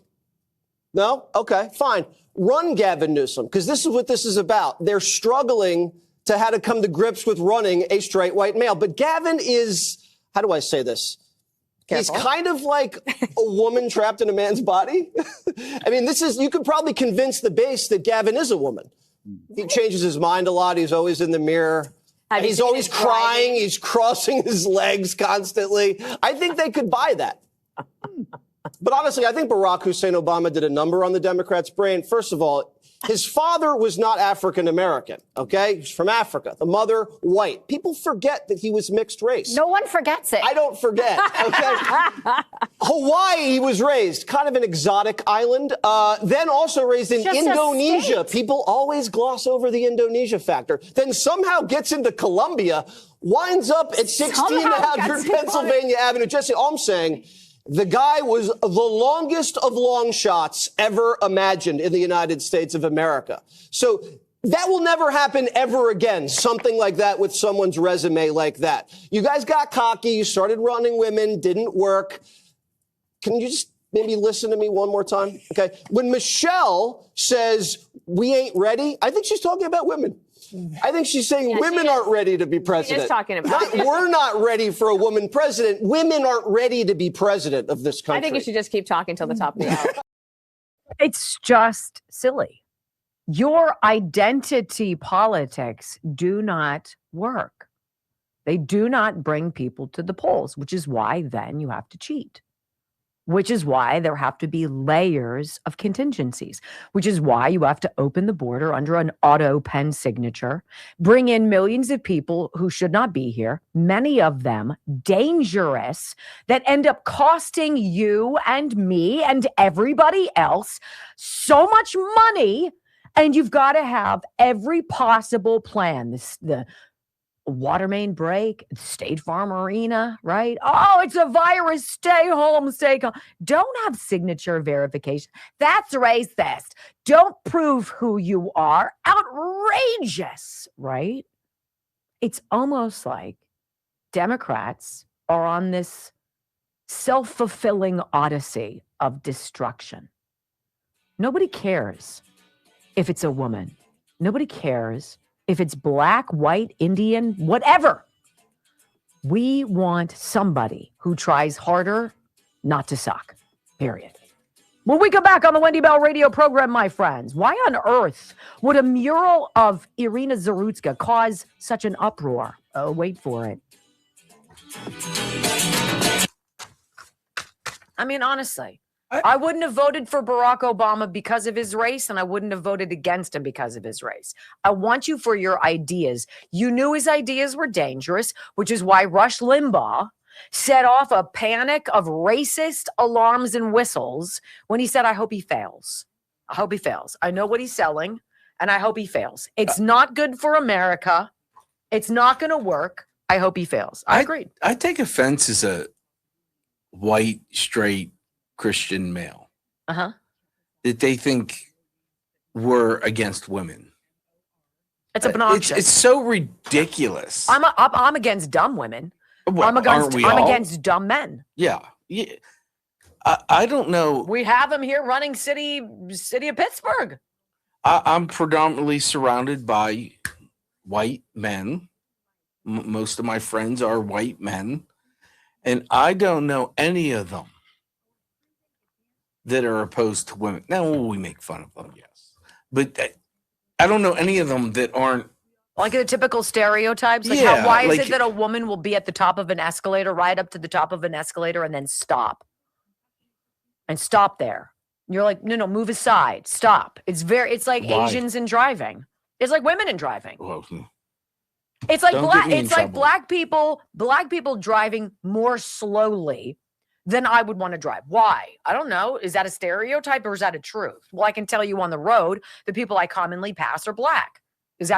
Are they bad people? No. Can I identify that? Like, right? This isn't none of the, who's got the best ideas? Yes. If you're going to drive slowly, we're going to do a get in the right-hand lane. Move over. Get in the right hand. I just drove 7 hours this weekend. Just move over. It's not and I'm going fast enough. No, you can go fast enough out of my way. Don't make me push you out of the way. All right, who are we talking about? Morgain's Fitness. Happy birthday to Kelly Morgan. Happy birthday to our friend Kelly 29. Morgan. Morgain's Fitness, MORGAINZ fitness.com. We told you about her.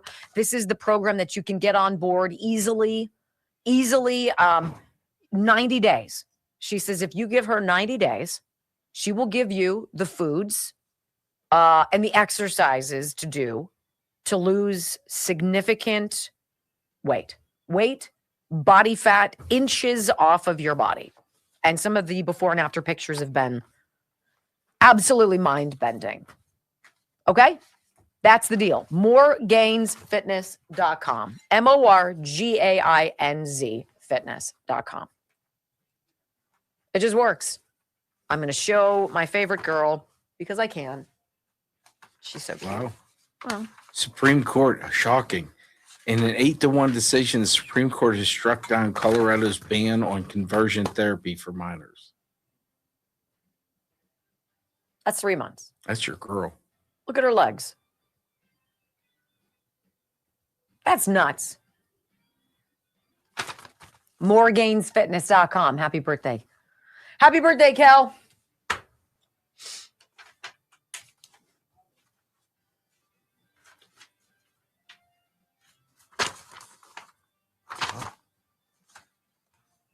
I'm going to send you a text.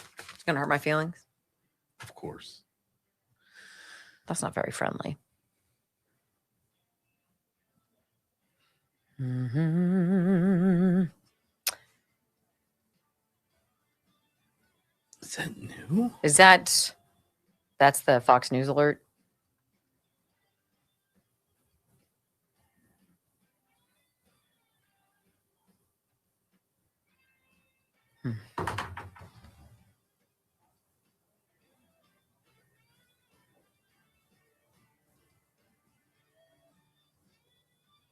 So I want to tell you, I've been drinking collagen, taking collagen every day from my friends at Native Path. Get nativepath.com/Wendy. I've been taking these little guys because you can take them on the run, right? Colorless, odorless, or I said tasteless and odorless. You put it in your drink, put it in your food, and this is going to help you rebuild what our bodies naturally lose over time, and that's collagen, the number one protein in our body. And 90% of the most important kind is the one that we lose. And this is what it builds back up. This is for crepey skin. This is for cartilage and like that crepitus or whatever, creaking of your knees and whatnot. This is for your hair. This is for your nails, super strong nails. This is for your gut health. This is to fight back the hands of time and just in a super duper easy way. Get nativepath.com/Wendy up to 45% off. I'm telling you, their prices are ridiculous. You know what I also threw into this? So get your collagen. Matters. It's super cheap. I found this that they had sent me because I don't have a drink right now. So they gave me native fiber. This is their powder. I told Brock if I have to get up and run to the bathroom, I'm sorry. I haven't, so that's good. Native fiber. It's orange flavored. And so I've been drinking that. Everything that they touch, I very much appreciate. They just have a way with quality at Native Path. Get nativepath.com/Wendy. It's the collagen peptides. Read into that. Look at their materials. Okay? It's the real deal. The real deal.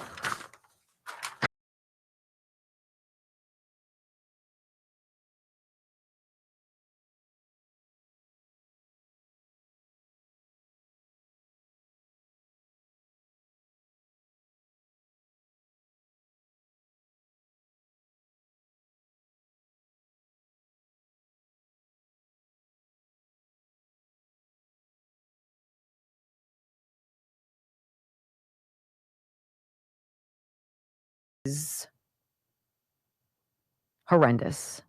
Welcome back to the Wendy Bell radio program. I remember the first time I saw the video of Irina Zarutska sitting on that train. Just a tiny little thing. Gosh, she couldn't have been more than 100 pounds soaking wet. Had come here from Ukraine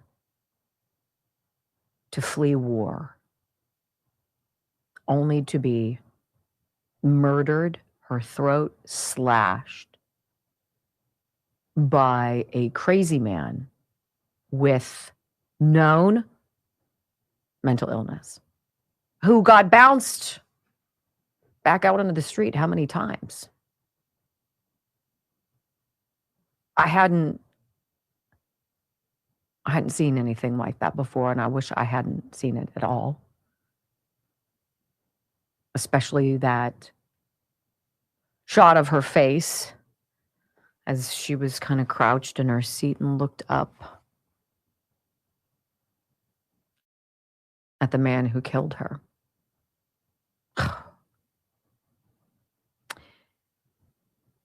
There are certain things that don't need labels. We don't need to say she was white.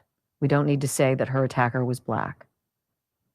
But we do, because the left makes it an issue. It's all about how you look, what victim card you can play, what sob story you can spill, and what kind of an advantage you can get to manipulate other people. That's what Barack Obama was. We got Barack Obama because enough people on the left felt like it was time. It's time. What they should have been saying is, you know what, it's time that we find a president who actually cares about America. It's time that we find a leader that represents our values. It's time that we try something different, because where we're going, whether it's Republican or Democrat, hasn't been working. Who else is out there? This is the conundrum that the Democrat Party is in. Like they've shaken the magic 8 ball how many different ways. Asked it the same question, and it's gotten 13 different answers. You need a gay woman. You need a gay lesbian black woman, or a gay, black immigrant. That's how you got Karine Jean-Pierre. right? You need a black woman on the Supreme Court. Has Ketanji Brown Jackson, is she knocking it out of the park for everybody? See, the quotas never go the other way. White people have enough. Men in particular, it's just another white man. I could talk about it. I work in an industry that's almost completely dominated by white men, period. Try breaking through that monolithic nightmare. It's impossible. Okay. So you work around it. There's no working around mental illness and murder. You have to be honest about what's going on. And we have a society in which the left refuses to be honest. They need something to bitch about. They need George Floyd, right? They need outrage. They need a white man with his knee on his neck. Racism. It's just another mill of garbage polling and propaganda and news, not dissimilar to COVID. Something else to bitch about, bark on, to, I guess, deflect from their own zero-ness. But to be angry that there is an artist and a business in Providence, Rhode Island, that wanted to put up a mural of Irina Zarutska in her honor. And that Elon Musk caught wind of it. And he's like,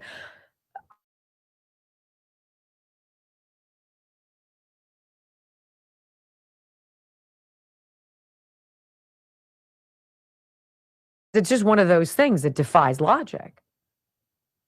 Because the mayor of that town, Providence, is upset and wants the mural of Irina taken down. We were assaulted with years of George Floyd, right? It's like the same assault of the LGBT rainbow bullcrap. Black Lives Matter right outside of Trump Tower. You know, it's funny because Black Lives Matter, they do matter, just not to the people behind Black Lives Matter because it's Communist Front. And we all know what that is. And all the rainbow garbage, right? All that stuff has gotten erased. Soon there's going to be a movement to bring back the Confederate statues and all of the monuments toppled. Oh, Christopher Columbus, what an outrage. This is what these ninnies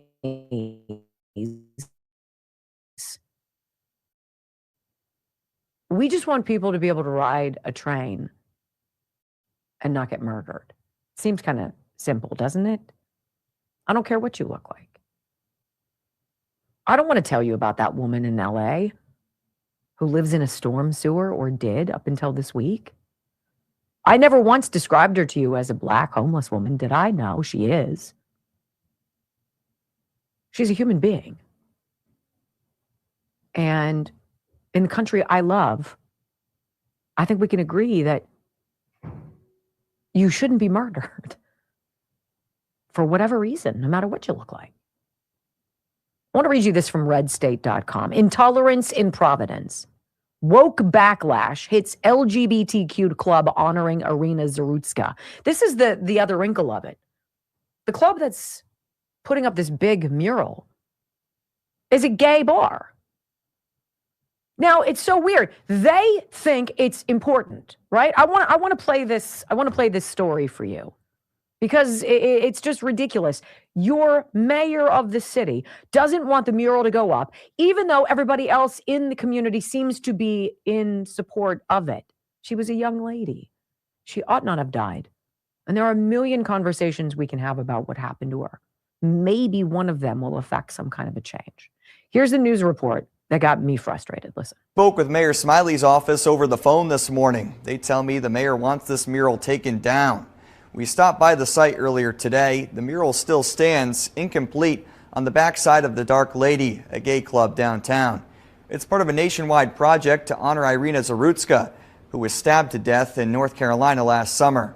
Her death made national headlines, with some conservatives, including President Trump, pointing to lenient court systems in Democrat-run states. Elon Musk also made a sizable donation to the mural project, I spoke with the painter behind the Providence mural on Friday. He says he never viewed the tribute as political, and some people I spoke with this afternoon agree. Here in Rhode Island, in Providence, this is what we're about. We should be accepting of everything and take politics aside. Honor the people who need to be honored and just stop, you know. And I know the divisiveness of today's politics, and it can be very, very divisive, but stop. Let it go forward. She needs to be honored. But stop. Let it go forward. She needs to be honored.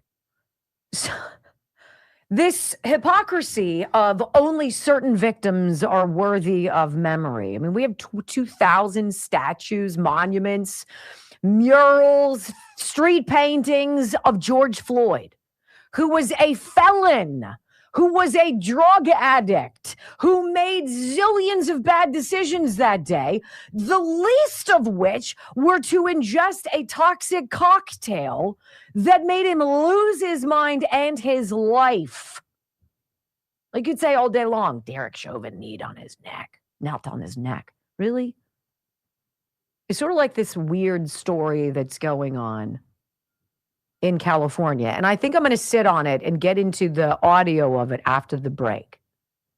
Because there's just weird things going on that just don't make sense. There's no reason a mayor should be upset about Irina Zarutska's face being put up on a building unless white people don't have the same value to liberals as black people or gay people or transgender people who they go out of their way to defend and protect by not covering when the trans go nutty and grab an AK-47 or an AR-15 and walk into a freaking school and hose down all of the kids. Look, that's not a white or a black thing. It's called mental illness. Sadly, the Democrats have put all of their eggs in all of the wrong baskets. They push weak candidates who fit certain criterion, check boxes that you and I don't give a rip about. And if you're the mother or father of a college-age to-be child who's now in the process or thinking about applying to colleges, just wait. Just wait until you see how the game is played. And for the Democratic Party now to have this weird epiphany, oh no, maybe we've gone too far. Maybe we've checked every damn box that we've now got pilots that don't know how to fly or doctors who are not capable in the operating room or people out there driving tractor trailers who don't speak our freaking language. That might be an issue. No, to them, it's you being racist. Jesse Waters, just moments ago in the clip with Jessica Tarlov, almost lost his mind. And I get it, because you get to a point where you've had your fill and you start looking at people and you start labeling them right away. You've got one of those dumb signs in your yard. Yeah, you're one of those who won't be saved. I'm not going to bother myself with niceties to you. It's not worth it because I know what I'm getting. You are not reachable. To the mayor of Providence, Rhode Island. What a disappointment you are, sir. You know I have a job for him, though. On the side of the roads here in Pennsylvania. It's good work. Ample work. When we come back on the Wendy Bell radio program, how about this Chad Bianco guy? He's a candidate, front runner, one of the front runners for governor of California in the primary. He's also the Riverside sheriff in California. And he's also just seized all of these boxes of ballots from what? Last year's vote on Prop 50? What was that? Oh, the gerrymandering vote. Why did he seize them? Buckle up. Next on the Wendy Bell Radio Network.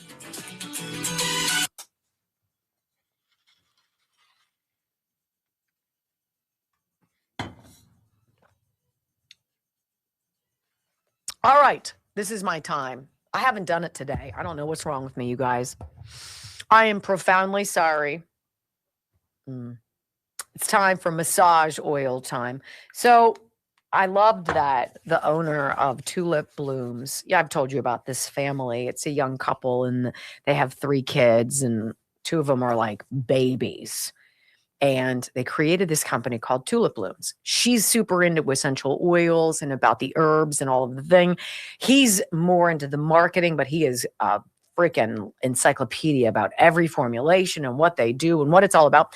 So last year, August, he reached out to me and he's like, I love your content. I think your people would really enjoy my products. And I was like, whatever. And he sent me some stuff and I was like, okay. And then I used it all. And I was like, oh, I need more. Like that stuff was awesome. And so at the beginning of the year, I reached out to him cold and I was like, hey, I haven't talked to you in 5 months, but I'm totally out of your product that I've come to love. And maybe we should be talking. So he sent me this, the Velour massage oil. And at first I'm like, well, I'm not really big into massages, but okay. And he's like, just put it on your hands. Just rub it in your hands and see how it feels. So it's a little greasy right now. 5 minutes from now, it goes away. Greasy feeling goes away. It absorbs into your skin. And literally for the whole day, doesn't matter how long you wash your hands or how many times, your hands feel different. Your feet feel different. Your skin feels different. And I was like, that. I want that. And he's like, we really haven't even put it on the market yet. Oh, they did real fast. I'm like, I want everybody to know about the Velour massage oil from Tulip Blooms. tulipblooms.shop/Wendy. I just sent my sister, like I told you yesterday, a care package from them. You want to send somebody something special? tulipblooms.shop/Wendy. Can I disagree with you on something about them? Sure. I don't think it feels greasy. I think if I were I think my hands were always just so dry. I think what you don't want to do is touch like all of your electronics or a mirror or what have you. You just got to let it get into your skin. Yeah. And it doesn't take long, but I'm telling you what. No, she stopped sharing it. It's over here and you can hit it whenever you want. He was barking at his wife for taking too many hits. Who said barking? I just said I'm going to have to hide it. Well, it wasn't barking. I'm going to have to hide it. I'll put it in my humidor. She'll never go in there. That's true. That's pretty good. Yeah, see? That's a good play. It's like when my mom hid my Easter basket in the garbage can. You mean when the Easter Bunny wasn't delivering you your eggs? Right. When I got older. When you got older. Yeah, and Easter Bunny's like, I got other people to deal with. Yeah, and your mom's like, oh. Yeah. Oh, that's so nice. Yeah, because the Easter Bunny wouldn't put it at the bottom of the garbage can. No, the Easter Bunny knows exactly what's going on. I have no idea how he does it. So many eggs, so little time. I think impressive. Him and Santa Claus and they team up. So they have the same route to get it all done. That's true. I always thought it was odd that Santa's wrapping paper was like my mom's. It was always the same sort of stuff. It must be all families kind of use the same stuff. He probably asked what you liked. Oh, yeah. Well. You were special. It's, duh. I said were. Oh, that was funny. You walked right into it.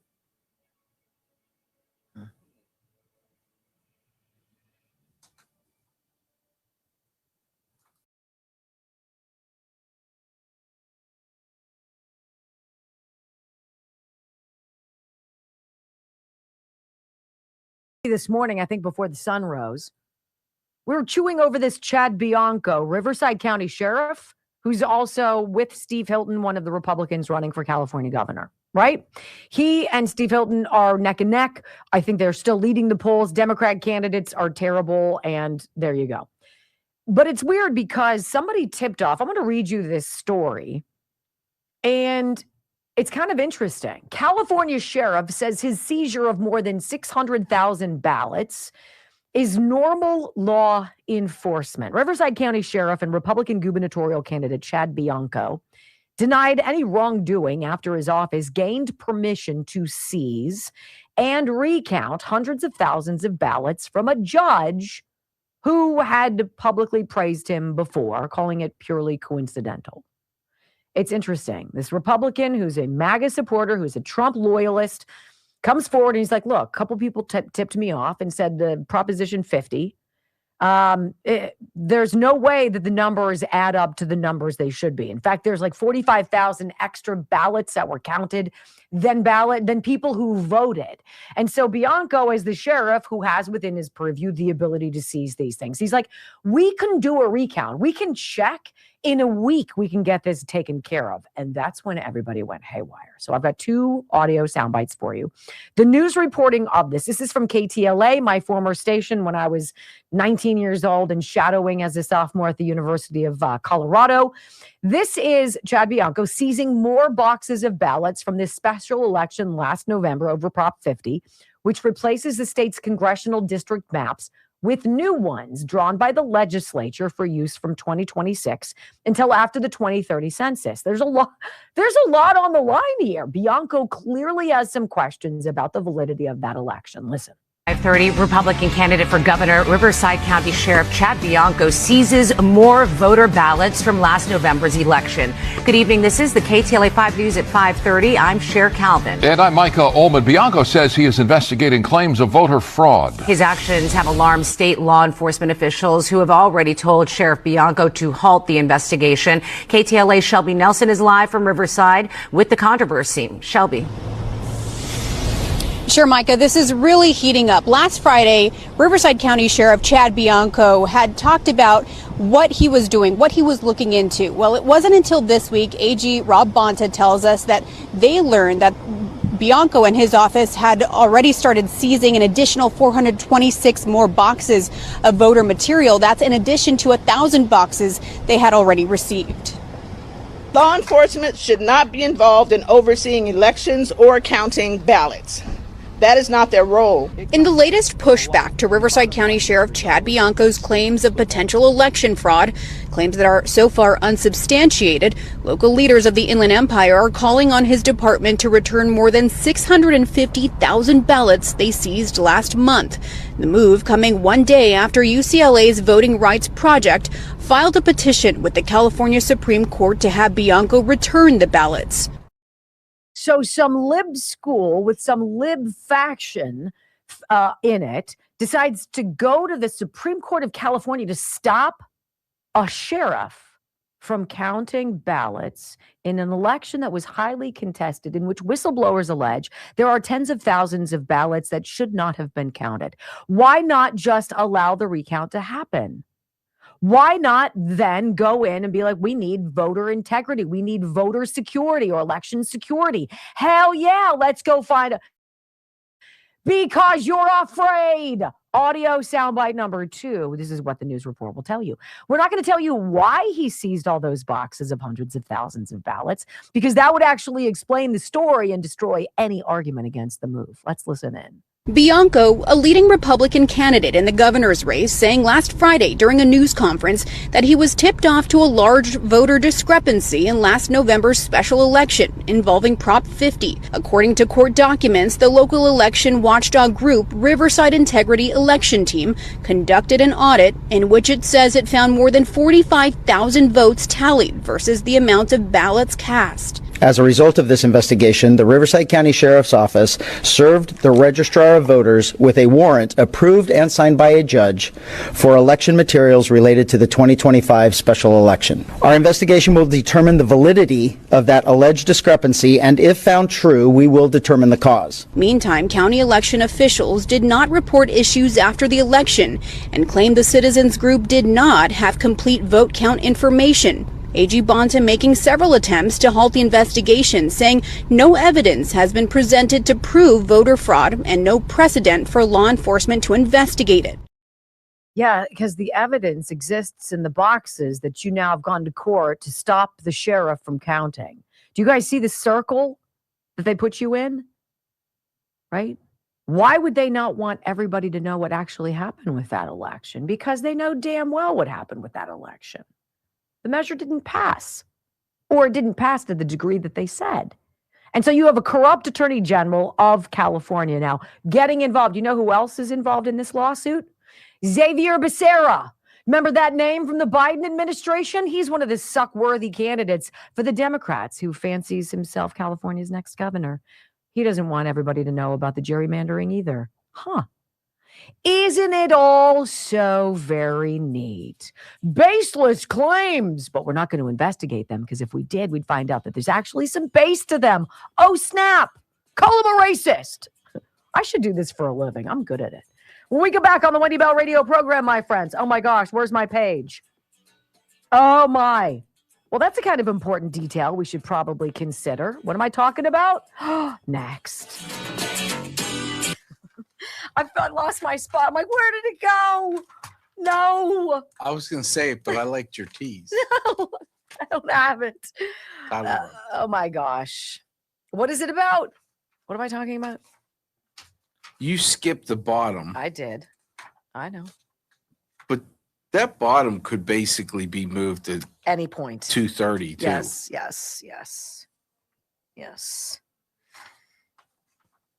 Trump the dictator. Yes, we're going to talk about that coming up. So ridiculous. I'm going to go to the bathroom. I really have to go. Bye.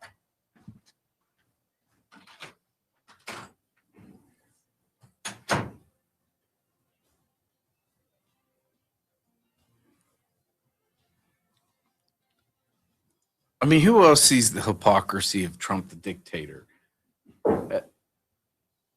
It's so ridiculous. I mean, one, if he was a dictator, you wouldn't be allowed to have the No Kings rally. And you have to love in England, they had No Kings rally over there. A newsflash, people. You have a king. What? There is absolutely no common sense in the Democrat Party right now. None.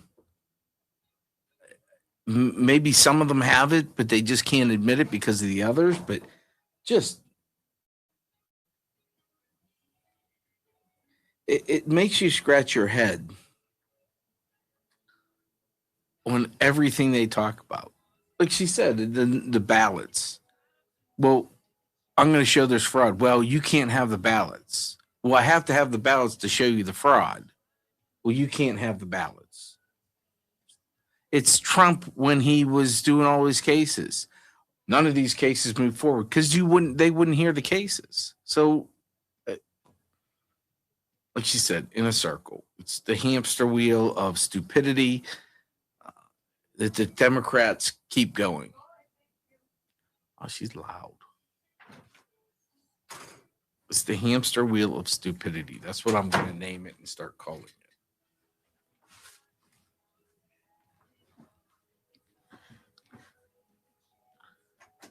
I just named what you said about in the circle. They keep you in the circle. The hamster wheel of stupidity. That's what I'm going to start calling it.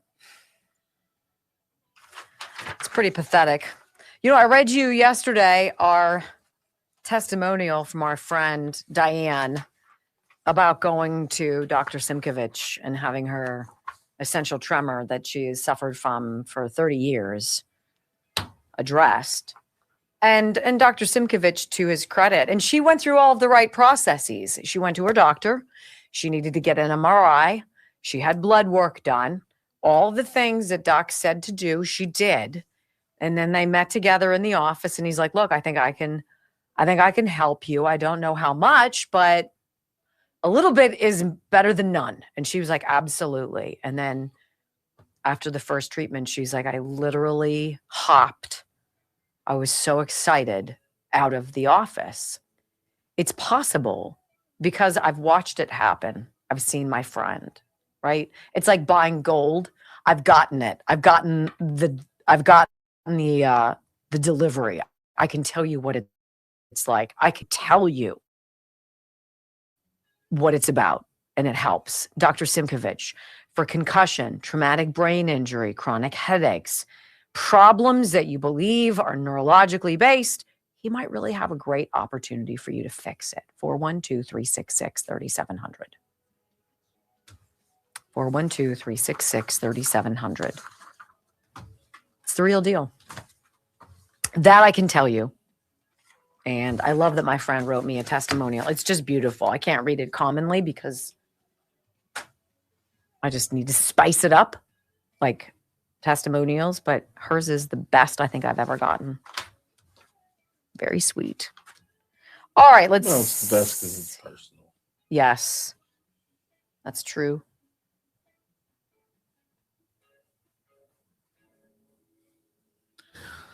No kings. It's just dumb. Right? It is.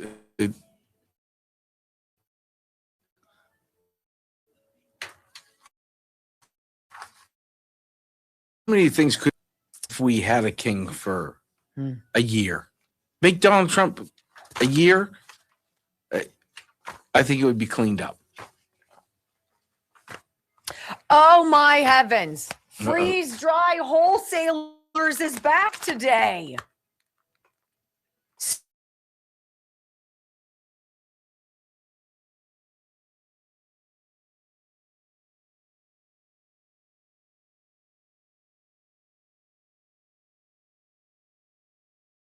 If my people are big into freeze dried or, saving and planning for an issue down the road, food insecurity, whatever it is. And then they sent me their products. And I was like, it's designed for long-term storage, yet it's affordable enough for everyday use. Literally, when we had a power outage and the grocery stores in my neighborhood were shut down, I got that feeling of panic.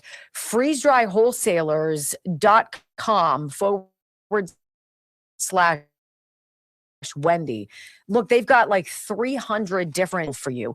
And these things last for 20 years on your shelf. It's bulk wholesalers so that you can open up the thing of steaks or ribeye. They have tuna, they have sushi, they have blueberries, they have cheesecake, they have cupcakes, they have eggs, they have bacon, they have sausage, they have ribs. The burgers are good. freezedrywholesalers.com. It is not complicated. /Wendy. They're going to give you wonderful prices on just being prepared.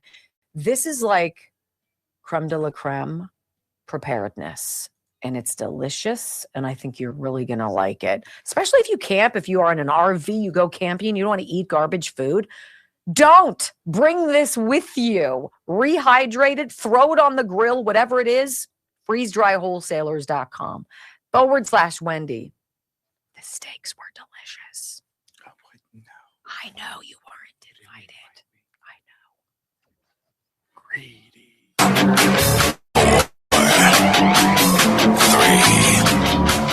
2, 1. Bell. Inspiring solutions to save America, one show at a time. Are you ready to get on board?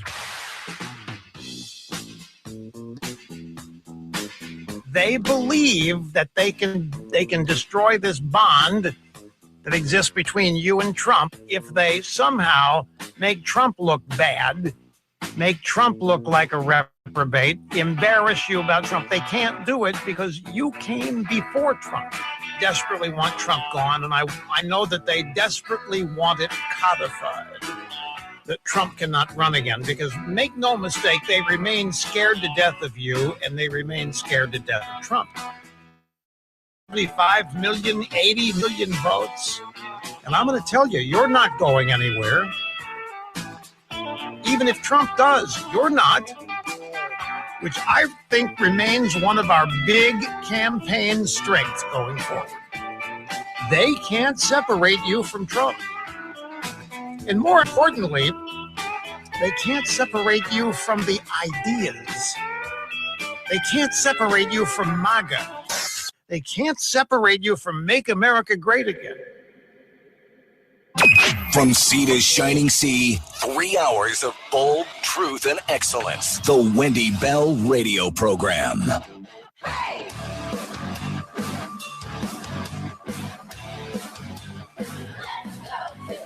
Welcome back. Hour number 3 of the Wendy Bell Radio Program is live. And, I kind of teaser-beazered at the beginning of the last segment poorly because I ran out of time and I couldn't find my spot. I'm like, what are we talking about? This is kind of a big story. And it's sort of an important detail we should probably consider. Now, we're going to walk around the rabbit hole a little bit today because all I know, and I have no insider knowledge, all I have is common sense, and I like to see things up at 30,000 feet, which means let everybody else bicker and squawk about it on the ground, and I go up top, look down, and see how all the pieces fall into play.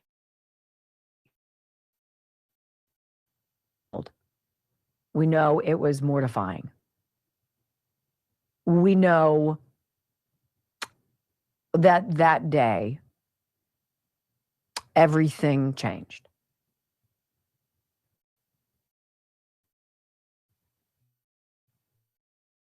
And it was awful for a long, miserable existence in the flames of hell.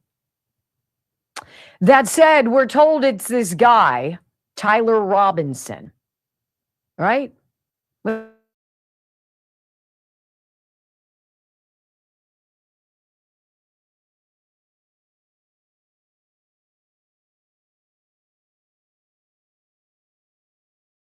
Accused Charlie Kirk killer, Tyler Robinson's lawyer, says the Bureau of Alcohol, Tobacco, and Firearms, ATF, can't match the bullet that killed Charlie in front of his family and thousands of others to his client, Tyler Robinson's rifle.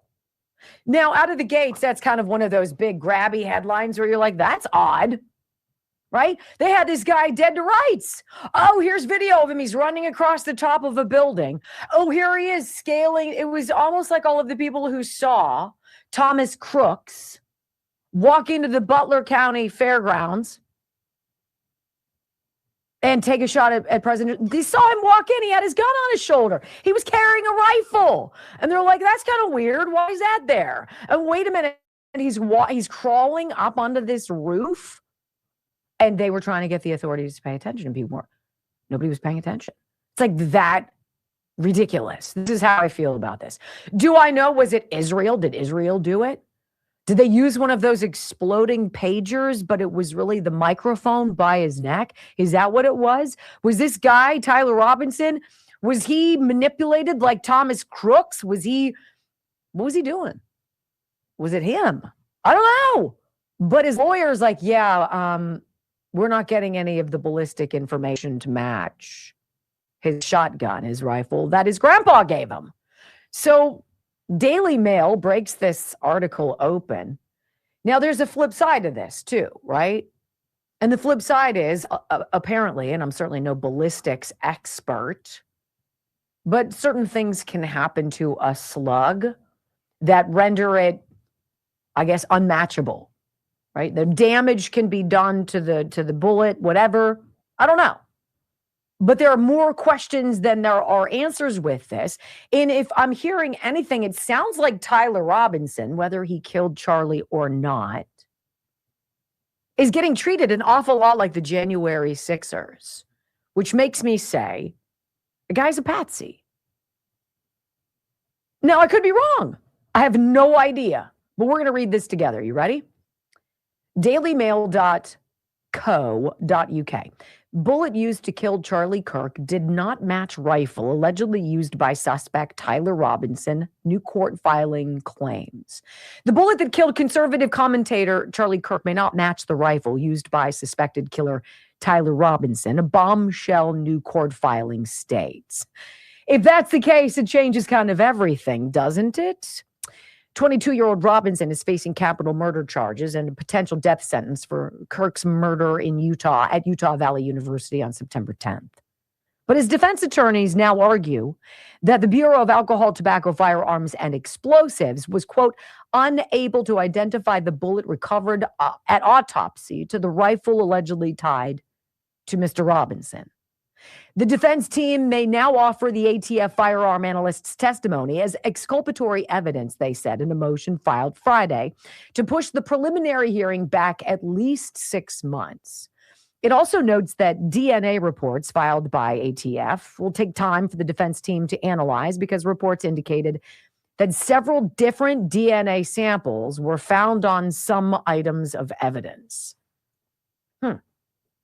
As these cases indicate, determining the number of contributors to a DNA mixture and determining whether the FBI and the ATF reliably applied, validated, and correct scientific procedures is a complicated process which requires the assistance of various types of experts, including forensic biologists, geneticists, and system engineers, and statisticians, all of whom must review and evaluate several different categories the filing states. Robinson's attorneys added that they have received about 20,000 electronic audio files, videos, and written documents that prosecutors have presented as evidence in the case. Now, as it goes, of course, you've got to give the defense enough time to go through everything. How do you go through 20,000 electronic audio files, videos, and written documents that they all of a sudden give to you? And they're like, well, we'll meet you next Thursday. This is like Congress passing a bill in the middle of the night, right? It's 2,500 pages long. Wait a minute. We haven't, well, you'll have to pass it to see what's on it, right? We're going to overload you with all of this data, all of this evidence, so that you are swimming in it. It's like gumming up Donald Trump's everything. We're going to adjudicate everything this president does, everything that happens that is of benefit to this president or this administration. We're going to file a lawsuit, and we're going to slow down the process so there's never any progress.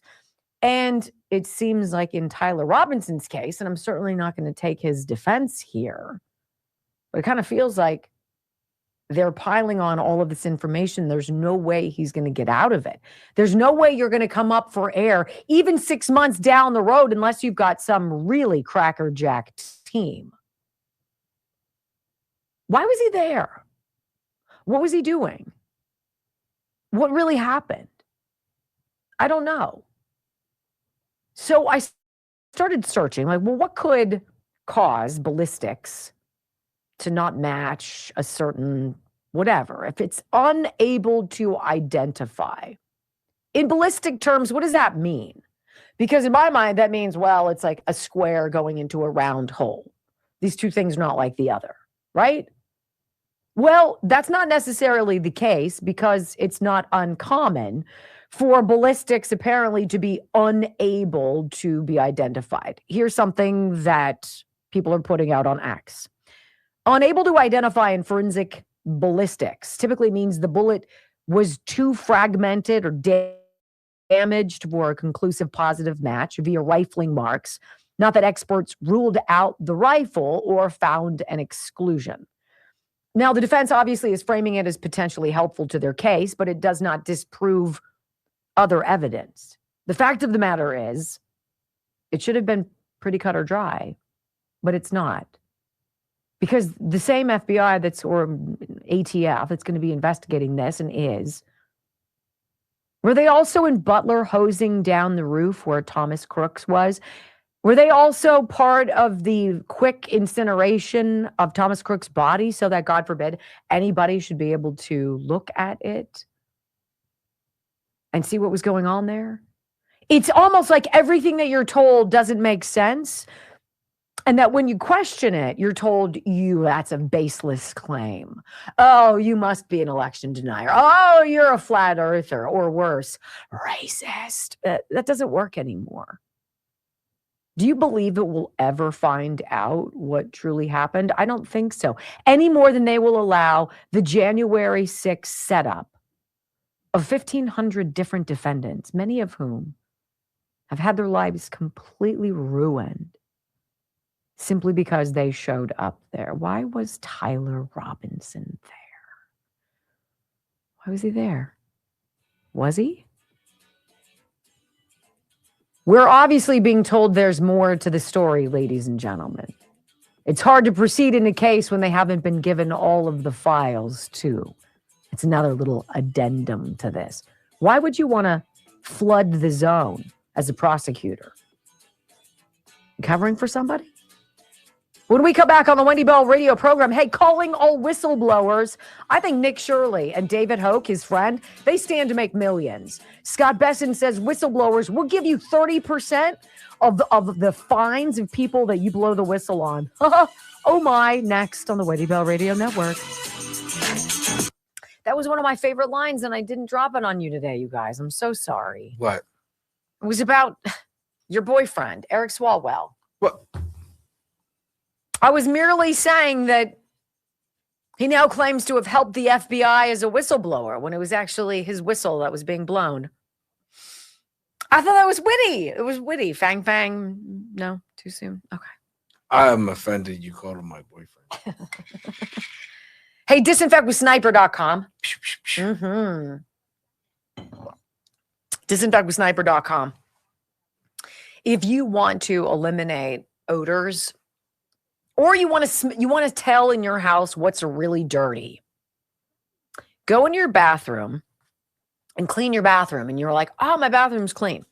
Then after you're done cleaning, go in with Sniper and spray Sniper all over the place and walk away. You don't have to wipe it off. It's going to continue to work weeks and weeks. It continues to work. And if you smell a slight chlorine smell, you'll be like, my bathroom wasn't as clean as I thought. That tells you it's working. This is a phenomenal hospital-grade antibacterial, disinfectant, antifungal, great on all things germ, sickness, bleh, and it lingers and is safe for your kids. It's safe for your pets. It's crazy. It's the greatest cleaning find I have found in the last decade. And it replaces like all the mumbo jumbo stuff where it smells like perfume after you clean. I'm like, no, I just want it clean. And when you smell that faint chlorine smell, you're like, how you doing? It's beautiful. Disinfectwithsniper.com. And disinfectwithsniper.com. to top it all off, Oh next Monday, Tuesday, and Wednesday, 20% off all Harmony products. He wanted to give you one day. I know. You fought for I me, got you Brock. 3. You're a good man no matter got what you. they say. And the target date, you'll be wondering, you were asking about this, the Skeeter Yes. spray, the target date is May 1st. Oh, okay. Hey, new sponsor alert tomorrow. And this is somebody that Brock and I both know who's got a very interesting You all know him too. niche in insurance, health insurance, that doesn't stick you with maternity coverage when you're a dude. Wouldn't that be nice? What? I'll take You want it. to create your own health coverage that doesn't destroy your budget? What? You could be covered for $300 a month, possibly. I was talking to him about Michael, like my son Michael that doesn't have insurance Toolsy, right now. pay attention. He's in the chat. And I asked him, I said, how could Michael get what he needs? He's 26. He's not sick. He's probably about Well, 300 a month. And I was like, so tomorrow, please join us because we're going to be talking about it. And it really is a revolutionary way to get insurance. Oh, the way you want it. What? Kidding. shocker. I He love can it. make something work. I'm super geeked about this. You I'm guys know super Tom. geeked. Tom Yakupin. Yeah, he came on with me that one time when I was just like, talk to me about. He reached out and he's like, hey, we've got this great deal. We're providing this service for people. Cuts through all the Obama garbage. If you don't have Obamacare and you're twisting in the wind and you don't know where to go, when's open enrollment? No, he's got you. He's got you tomorrow. I wonder if I can get out of it. He's got you tomorrow. Well, right? It's a valid question. I'm super geeked about freeze dry wholesalers, by the way, you guys. freezedryWholesalers.com/Wendy. So cool.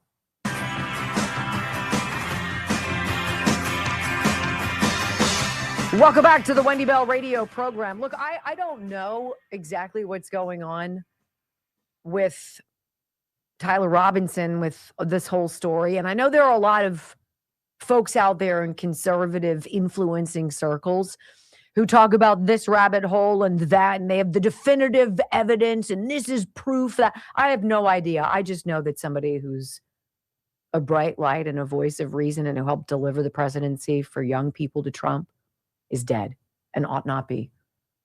Before I move on to the whistleblower story, Tyler Robinson's defense team has asked to postpone these hearings that are set for May. They say they've been absolutely flooded. Like, this is exactly what it is, where prosecutors dump all of this evidence. And they're like, we can't possibly review all of this in time to meet our obligation to come before you. There's so many parallels between this guy, who I don't want to defend. I don't want to defend Tyler Robinson, and I'm not trying to do that. I'm just saying it's dirty. It's dirty. That's how I feel about the polling recently. It's dirty. They're trying to push us to believe certain things that our common sense tells us are false. Period. And then they go after the people who say that. It's all very predictable. All right, let's talk about whistleblowers. Scott Bessent's got to be the ultimate. He's my ultimate survival team. He's my phone a friend. I want him always. He cracking down on Minnesota welfare fraud, also California healthcare schemes. And he's offering whistleblowers a 30% stake in the fines and the fees that the people who were ultimately found guilty of swindling us face. What a great incentive. Millions of dollars. Wouldn't you love to see Nick Shirley driving around with one of the, I don't know, Lamborghinis or whatever that one of the clowns who owns the Quality Leering Center drives? Fraud whistleblowers could make millions as Bessent cracks down on sprawling scams. He's launching a new program, started yesterday, that will reward tipsters with up to 30% of the fines imposed on criminals who are trying to bleed U.S. taxpayers dry. This is the story. The program includes tips for Medicaid and Medicare ripoffs, and given that fraud in those two programs top some $70 billion a year, according to one estimate, whistleblowers could be in for some pretty big payouts. Other forms of financial crimes are also included. The move comes after Bessent visited Minnesota in January, which has become ground zero for sprawling web of scams by Somali immigrants who allegedly ripped off government welfare programs to the tune of at least $9 billion since 2018. Double it, quadruple it, that's probably more like the number. Payments will come directly from fines rather than having the American taxpayers foot the bill, no duh, according to confidential Treasury documents. Individuals located in the United States or abroad who provide information may be eligible for awards if the information they provide leads to a successful enforcement action that results in monetary penalties exceeding $1 million, one of the documents read. It would mirror a similar scheme run by the IRS, which is also overseen by the Treasury Department. Don't know if it's a scheme. But the Treasury Department's move also follows an executive order signed by President Trump last March that vowed a government-wide zero-tolerance approach to such fraud.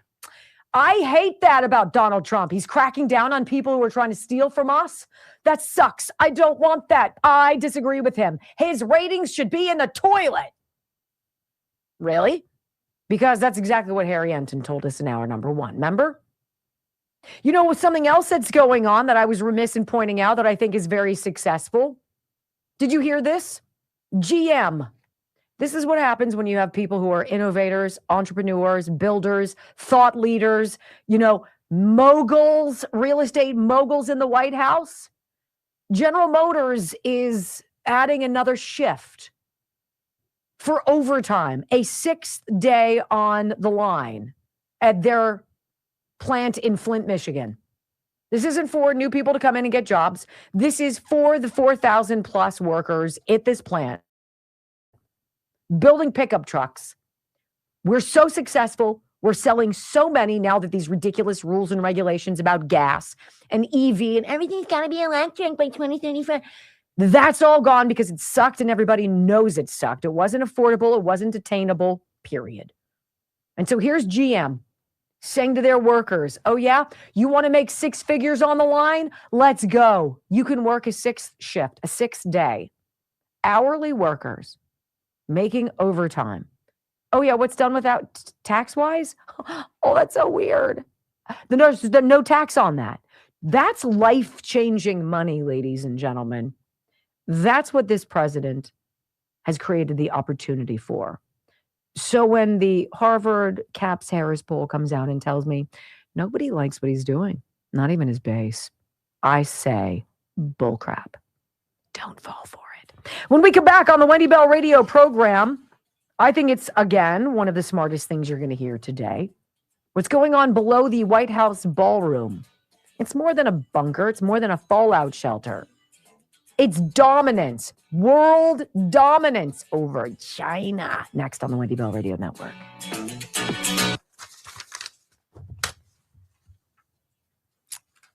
So we'll see. 30%, that's a pretty big deal, right? Nick Shirley carves back $100 million in fraud. And they reclaim some of, I'm sure, whatever they have to claw back. They have to claw back. 30%. That's a pretty good gig. Whereas in the administrations prior, what happened to the whistleblowers? Oh, they were moved to the basement. They were demoted. Or if they were Border Patrol, they had their guns taken from them. Remember that, Catherine Herridge? I do. I've got hair all over the place. Can I ask you a business question? Yeah. Do you know how old that computer is that we're streaming from? How long ago did we get that? Has it been? I need to get in there and look.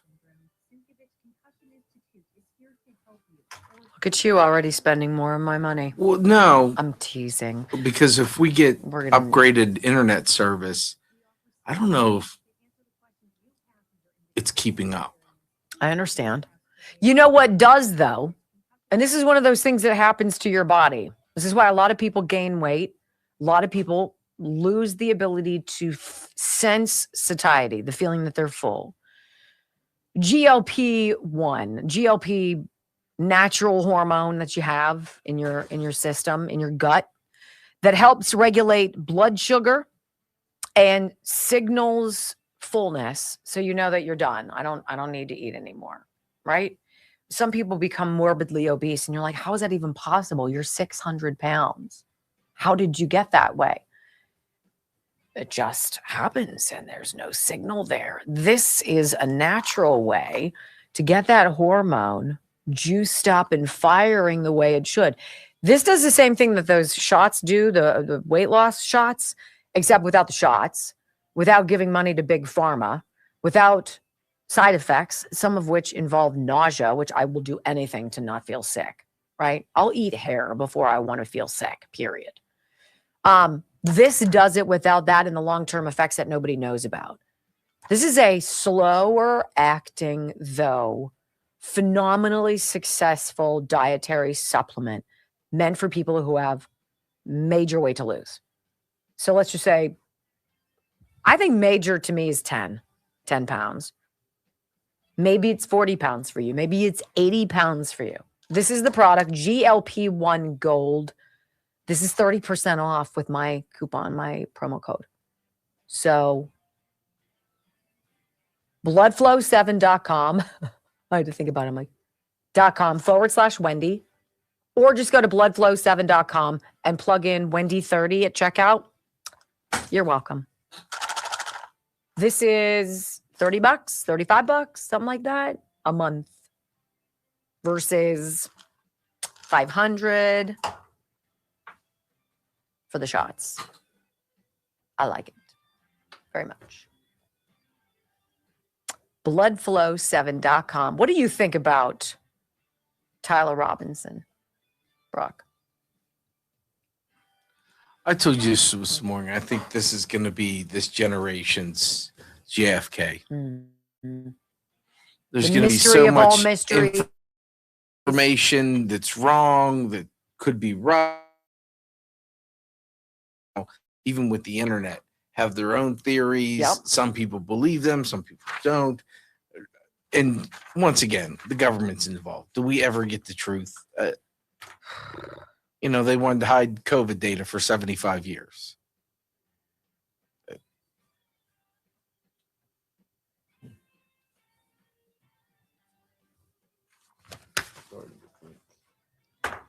What'd you say? I'm starting to think this computer's on the fritz.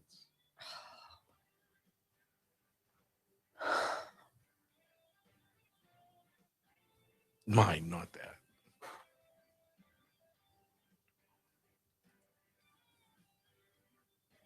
Sindra says, I think he's guilty. His own parents turned him in. I have no idea. I knew that we have 2.28 rumbles, which. That's it?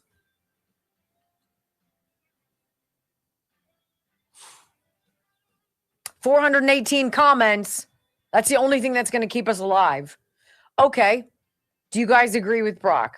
Is there way more to the story than the Tyler Robinson neat bow? Yes is number. Yeah, just say yes or no. Yes. Yes. Yes. I agree with that. Bacornwell? I've spent 2 nights in my ghost bed, and now I know why they named it ghost bed. It is supernaturally comfy. Yeah. I slept straight through the night without flipping and flopping. My hips did not hurt. I didn't even feel the bed move when my husband moves around. And the cooling is great. It keeps my temperature just right. I do not get hot when snuggled under the blankets, but it also does not make me feel cold. This bed is amazing. Thank you. I wouldn't know.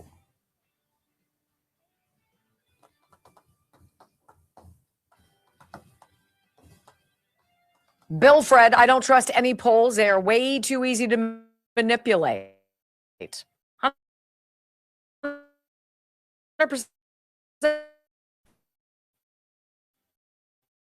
Nobody's like, Well, maybe Rasmussen too, but you got to pay for it.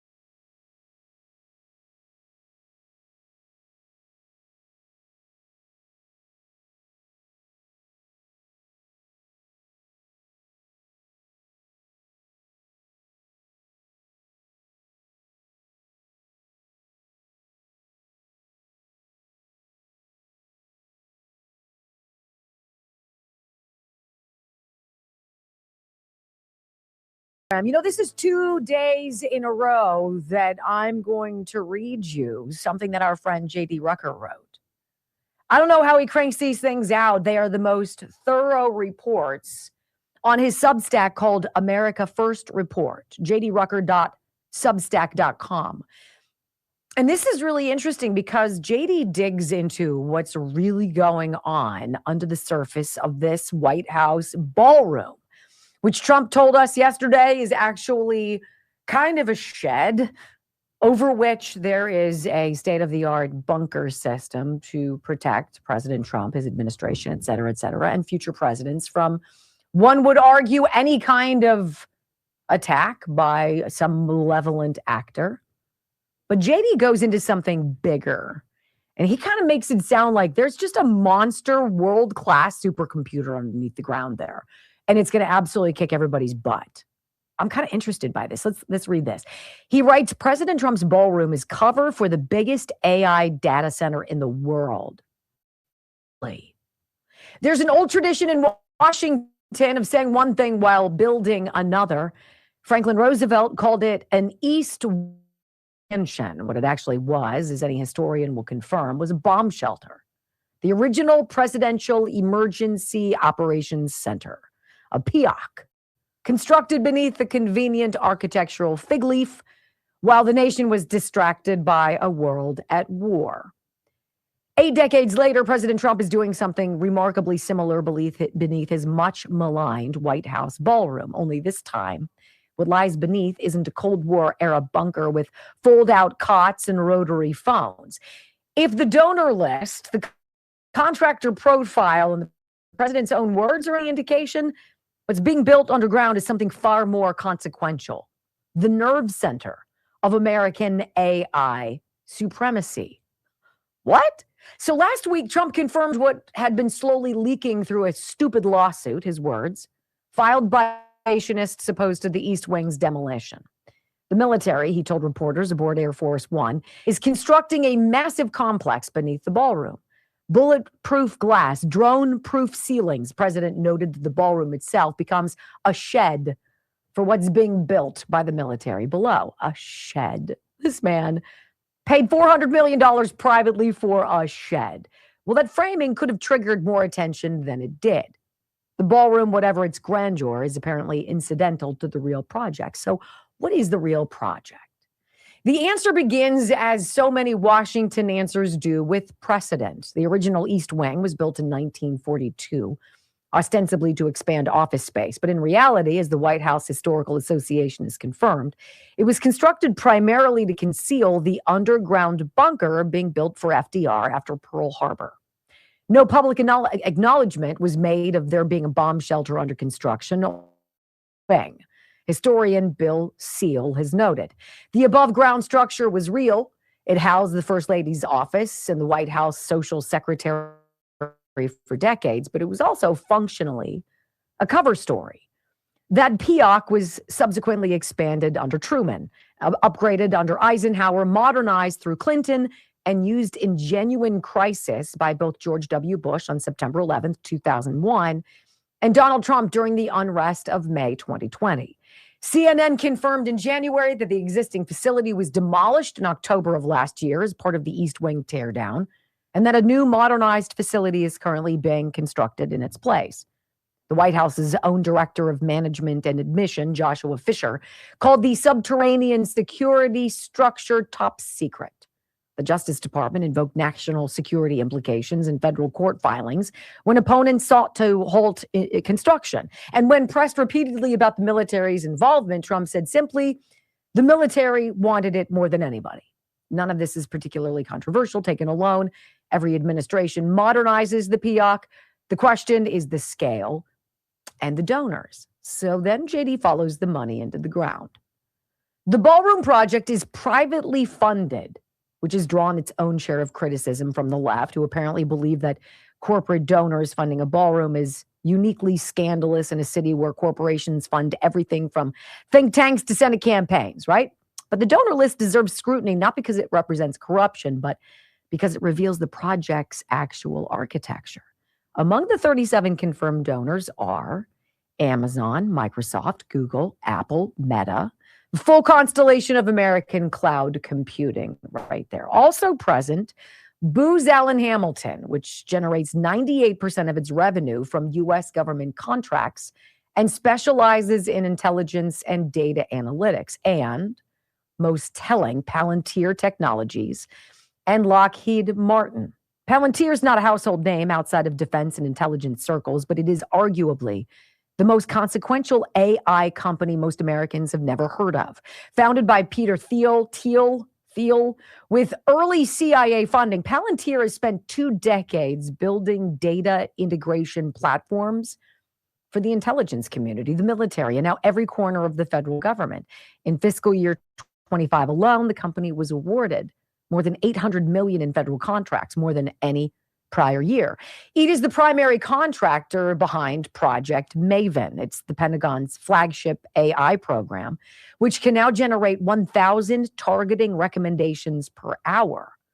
The Army has consolidated 75 separate Palantir contracts into a single enterprise agreement worth up to $10 billion. Palantir's Maven Smart System is being formally designated as an official program of record across all 5 military branches. In short, Palantir is the spine of American military AI, and Palantir donated to the ballroom.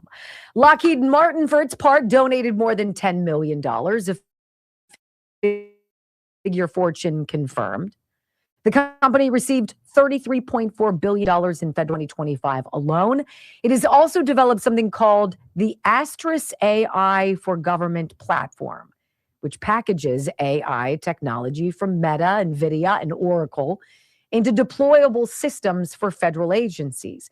Open Secrets has documented that Palantir called the administration's AI action plan much needed and noted the plan's substance reflected Palantir's own recommendations to the White House. One typically does not donate $10 million to build a ballroom. One donates $10 million to build a relationship or a facility. So what does the combination of a demolished PIOC, a classified military construction project, and donors whose primary business is government AI infrastructure suggest? Suggests that what's being built beneath 1600 Pennsylvania Avenue is not merely a modernized bunker, but a hardened classified data center, likely the government's primary hub for advanced AI operations. It's not a novel concept. In 2010, a sprawling construction project on the White House's North Lawn was officially described as infrastructure systems replacement. Off the record, officials described it as a security-related construction, right? So the above ground explanations, below ground realities. The Trump construction is kind of different in degree, but not kind. The East Wing demolition is described by Wikipedia as the first major structural change to the White House since the Truman balcony in 1948. Project has cost estimates that have climbed from $200 million to $400 million, not including, notably, the classified subterranean component, which would not be part of the disclosed project cost. It was designed originally to withstand a direct nuclear blast. Its replacement, one imagines, will be built to the threat environment of 2026, which includes not nuclear missiles alone, but cyber attacks, electromagnetic pulses, the full spectrum of digital warfare, right?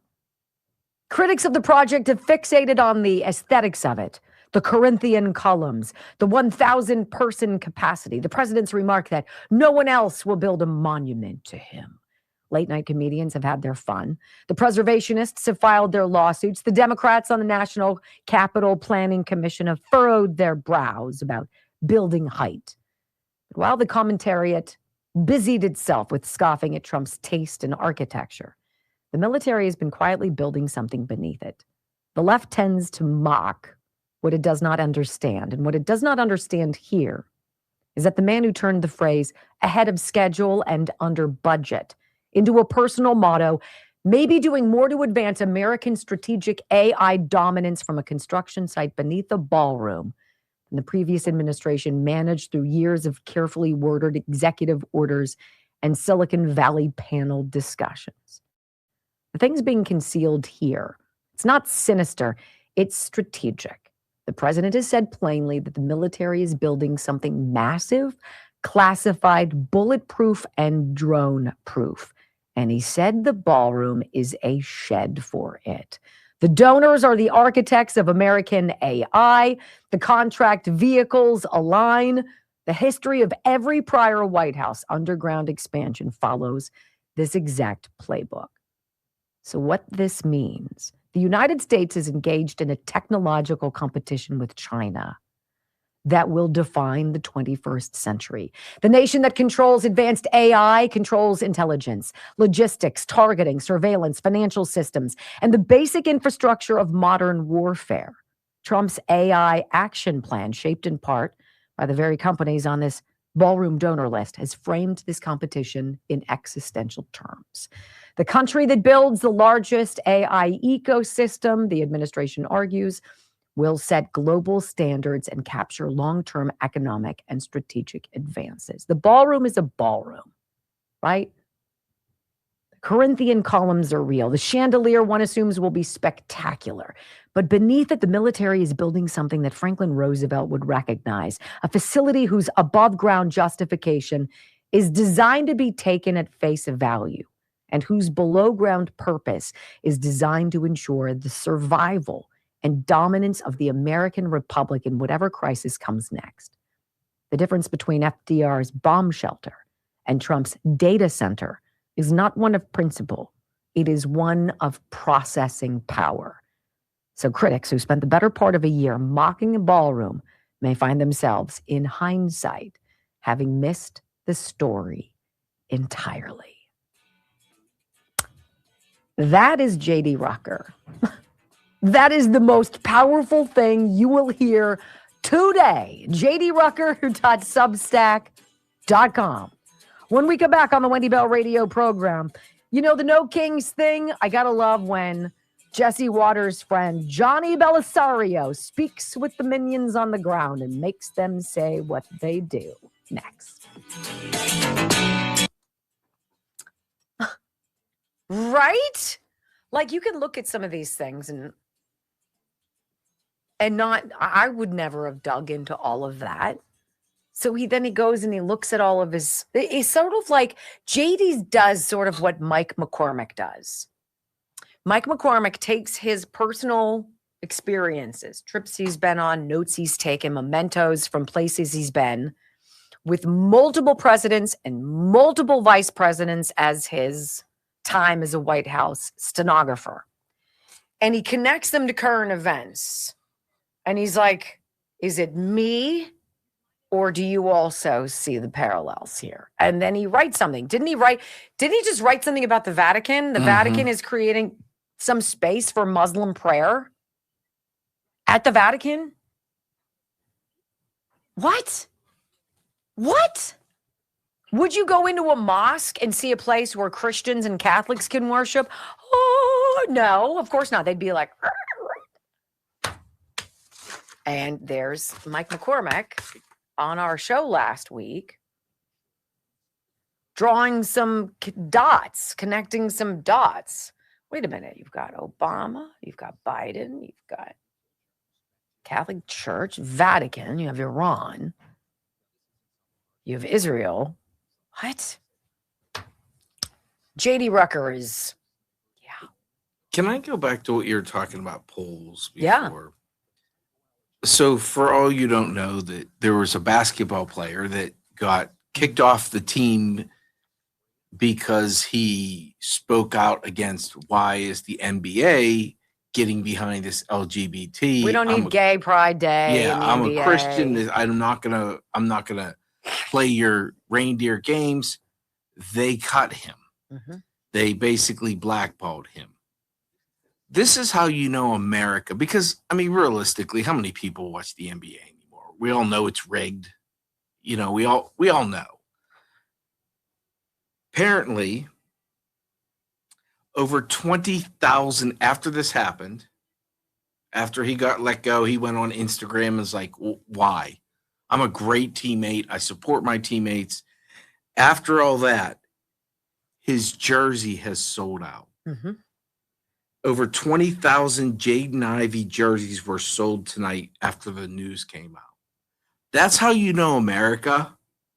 We're not down with what they're saying. We're not down with that. That's where you get people going, I'm not a basketball fan, but like, I may buy his jersey. You stand up for what you believe in, regardless if I believe in it too. I represent you. I stand by you. It's why people stopped watching the NFL when Colin Kaepernick. You try to throw that shit down our throat, it doesn't sell. No.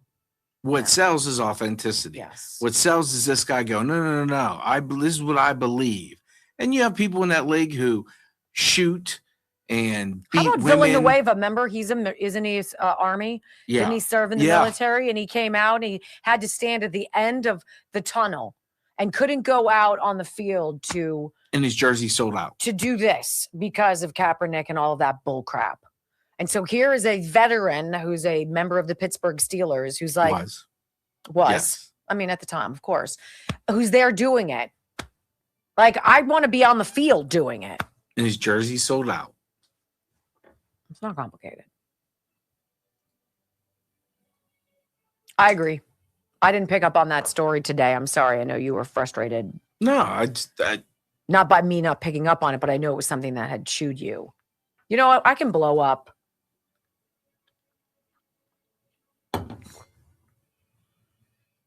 I'll follow your lead.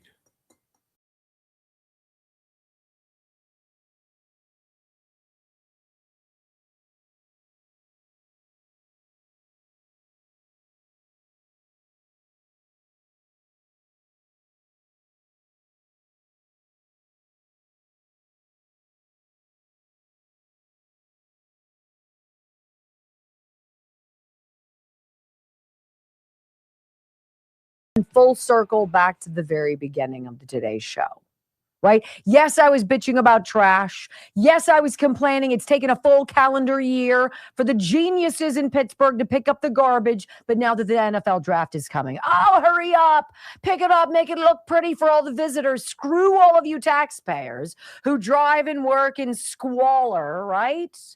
And then we started talking about polls, how I don't believe the polls. Polls are about propaganda. Polls are about manipulating you. It's about normalizing things that are not normal so that when they become, I guess, introduced in mass, you're more accepting of it. Nobody likes Donald Trump. Really? I was going to play for you something, Man on the Street, and he's hilarious, and I love what he was doing, making fun of the No Kings morons.